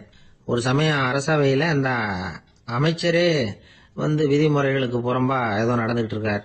மன்னருக்கு கோபம் வந்துட்டுது. உடனே அந்த அமைச்சரை கிட்டத்துல கூப்பிட்டு அவர் கன்னத்துல ஓங்கி ஒரு அறை கொடுத்துட்டாராம். உடனே அந்த அமைச்சர் என்ன பண்ணார் தெரியுமா, நேரா போனார். அங்க நின்றுகிட்டு இருந்த இன்னொருத்தர் கன்னத்துல ஓங்கி அரைஞ்சார். அறை வாங்கினவர் திகைச்சு போயிட்டார். இவர் ஏன் நம்மள அரைகிறார் அப்படின்னு யோசனை பண்ணார். மன்னரும் திகைச்சு போயிட்டார். நாம இவரை அரைஞ்சா அதுக்காக இவரு போய் இன்னொருத்தர் அரையணுமா அப்படின்னு யோசனை பண்ணார். அவர் இவருக்கு என்ன பைத்தியமானு கூட நினைக்க ஆரம்பிச்சுட்டார். ஆனா என்ன ஆச்சுன்னா, அப்புறம் அமைச்சர் அவர் கவனிச்சுக்கிட்டு இருந்தாரா, அவர் இன்னொருத்தர் அரைஞ்சார் இல்லையா, அந்த அறை வாங்கின ஆசாமியை பார்த்து கத்திக்கிட்டு இருந்தார்.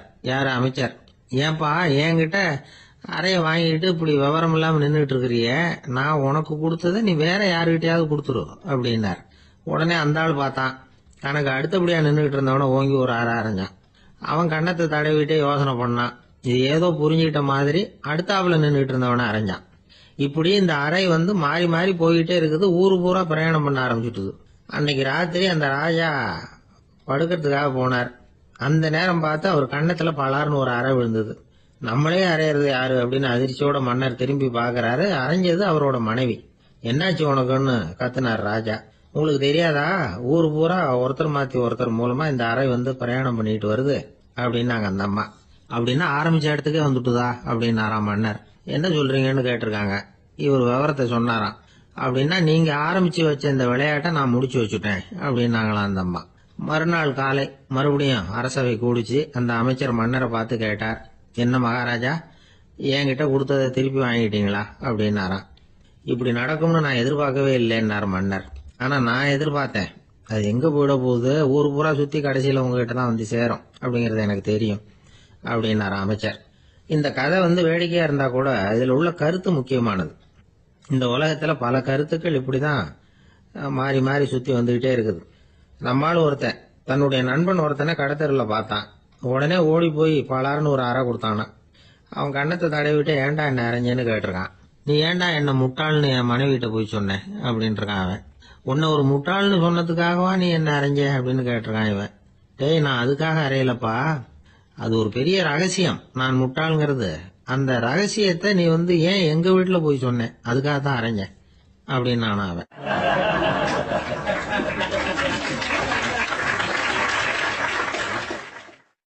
பக்தின்னு சொல்றோம் இல்லையா, அது 3 வகைப்படும் அப்படிங்கிறாரு ஒரு பெரியவர். அது என்ன 3 வகைன்னா, தெய்வ பக்தி, அடியார்கள் பக்தி, குரு பக்தி. அடியார் பக்தியை விட தெய்வ பக்தியை விட குரு பக்தி தான் ரொம்பவும் சிறந்ததுங்கிறார் அவர். தெய்வத்துக்கிட்ட செஞ்ச பாவம் குருநாதர்கிட்ட தீர்ந்துருமா, குருநாதர்கிட்ட செஞ்ச பாவம் தெய்வத்துக்கிட்ட போனாலும் தீராதான். இப்படி பெரியவங்களாம் சொல்லி வச்சிருக்கிறாங்க. ஒரு காடு, அங்க அயோத தௌமியர் அப்படின்னு ஒரு தபோதனர். அவரு பல மாணவர்களை ஒன்னா சேர்த்து ஒரு குருகுலம் நடத்திட்டு இருக்கிறார். பல தரப்பட்டவங்க பல திறப்பட்டவங்க மாணவர்கள் அதுல சேர்ந்து படிச்சுக்கிட்டு இருக்கிறாங்க. பாஞ்சால ராஜகுமாரன் ஒருத்தனும் அந்த குருகுலத்துல சேர்ந்து படிச்சுக்கிட்டு இருக்கிறான். அவன் பேரு ஆருணி. பெரிய இடத்து புள்ள, இருந்தாலும் படுப்புல ரொம்ப கெட்டிக்காரனா இருந்தான். அவன் தான் அங்க முதல் மாணவன். ஒரு நாள் குருநாதர் அந்த அரசகுமாரனை கூப்பிட்டார். நம்ம குருகுலத்துக்கு சொந்தமான வயல்ல தண்ணீர் பெருகி வெள்ளம் பயிரை அழிக்குதான், அதனால நீ போய் மடையை அடைச்சிட்டு வந்துரு அப்படின்னார். அந்த அரசகுமாரன் உடனே புறப்பட்டான். குருநாதர் சொல்லிட்டார்ல, உடனே புறப்பட்டான். நான் பெரிய இடத்து பிள்ளையாச்சே, ராஜகுமாரன் ஆச்சே, ரொம்ப செல்வா கூட வளர்ந்தவனாச்சே, நான் போய் வயல்ல இறங்கி வேலை செய்யறதா அப்படின்னுலாம் அவன் நினைக்கல. குருநாதர் கட்டளையை நிறைவேற்ற வேண்டியது நம்ம கடமை அப்படின்னு நினைச்சான். உடனே ஒரு மண்வெட்டியை தூக்கி தோல்ல வச்சுக்கிட்டு புறப்பட்டு போயிட்டான். வயலுக்கு போனான். பார்த்தான், தண்ணி கரையை உடைச்சுக்கிட்டு வயலுக்குள்ள ஏகமா பாஞ்சிக்கிட்டு இருக்குது. இவன் மண்வெட்டியால களிமண்ணை புல்லோட சேர்த்து புல் பத்த மாதிரி வெட்டி வெட்டி போட்டான். இருந்தாலும் மடையை அடைக்க முடியல. தண்ணி அதை மீறி வந்துகிட்டே இருக்கு. தண்ணி வேகமா வயலுக்குள்ள போய்கிட்டே இருக்குது. போடுற பத்தையெல்லாம் கரைஞ்சி கரைஞ்சி போயிட்டு இருக்கு. இருந்தாலும் இவன் தன்னுடைய முயற்சியை கைவிடல. வெட்டி வெட்டி போட்டுக்கிட்டே இருக்கிறான். காலையில் அங்க போனவன் சாயந்தரம் வரைக்கும் இப்படி செஞ்சுக்கிட்டு இருக்கிறான். உடம்பும் மனசும் ரொம்பவும் சோர்ந்து போச்சு. இருந்தாலும் குருநாதர் இட்ட கட்டளையை நிறைவேற்றாம இருக்கிறோமேங்கிற ஒரு குறை அவனுக்கு இருக்கு. குரு கட்டளையை நிறைவேற்றாத நான் இன்னமும் இருக்கணுமா அப்படின்னு யோசனை பண்ண ஆரம்பிச்சுட்டான். என்ன செய்யலாம்னு பார்த்தான். நம்ம குருநாதர் இட்ட பணிக்காக இந்த உடம்பையே தியாகம் பண்ணலாம் அப்படின்னு முடிவு பண்ணான். தண்ணி பாயுதுல, அதுக்கு குறுக்க விழுந்து அப்படியே மடையை அடைச்சிக்கிட்டு அப்படியே படுத்துட்டான். இது மற்றவங்களுக்கு தெரியாது. அன்னைக்கு ராத்திரி ஒரு விளக்கு முன்னாடி உட்காந்து குருநாதர் பிள்ளைங்களுக்கு பாடம் சொல்லி கொடுத்துட்டு இருக்கிறார். வரிசையில் இருக்கக்கூடிய ராஜகுமாரனை காணல. நம்ம ஆருணி எங்க போனா அப்படின்னு சொல்லி மற்ற மாணவர்களை விசாரிச்சார். இப்ப அவங்க சொன்னாங்க, சுவாமி, அவன் காலையில வயலுக்கு மடையை அடைக்கிறதுக்காக போனான், நீங்க தான் போக சொன்னீங்க, இன்னும் திரும்பி வரல அப்படின்னு அவர் பையன். குருநாதர் உடனே ஒரு தீவெட்டி எடுத்துக்கிட்டு மாணவர்களை அழைச்சிக்கிட்டு வயலுக்கு போனார். அங்க போய் பார்த்தா ஆளை காணும். ஆருணி ஆருணின்னு சொல்லி சத்தம் போட்டு கூப்பிட்டு பாக்குறார். நான் இங்க இருக்கேன் குருநாதா அப்படின்னு காலுக்கு அடியிலிருந்து ஒரு சத்தம் வருது. குனிஞ்சு பார்த்தா அவன் மடையில படுத்திருக்கிறான். என்னப்பா இதுன்னார். காலையிலேருந்து இந்த மடையை அடைச்சி பார்த்தேன் சுவாமி, முடியல, அதனால இப்படி குறுக்க படுத்துட்டேன். என்னை தாண்டறதுக்கு பயந்து போய் தண்ணியே தேங்கி நின்றுட்டுது அப்படின்னா. அவனுடைய குரு பக்தியையும் அவனை தாண்டறதுக்கு அஞ்சு நிற்கிற தண்ணி தேக்கத்தையும் பார்த்துட்டு எல்லாரும் ரொம்ப ஆச்சரியப்பட்டு போயிட்டாங்களாம். 6 மணி எழுந்திரிச்சு வா அப்படின்னு கூப்பிட்டாராம் குருநாதர். அவன் தண்ணீரை பொழந்துக்கிட்டு எழுந்திரிச்சு வந்தானான். அதனால அவனுக்கு உத்தாலகன் அப்படின்னு ஒரு பேர். உத்தாலகன்னா தண்ணீரை பிளந்தவன் அர்த்தம். அந்த உத்தாலகன் மாதிரி இந்த காலத்து மாணவர்களுக்கும் குரு பக்தி வேணும் அப்படின்னு சொன்னோம் ஒரு பள்ளிக்கூடத்துல. உடனே நிறைய மாணவர்கள்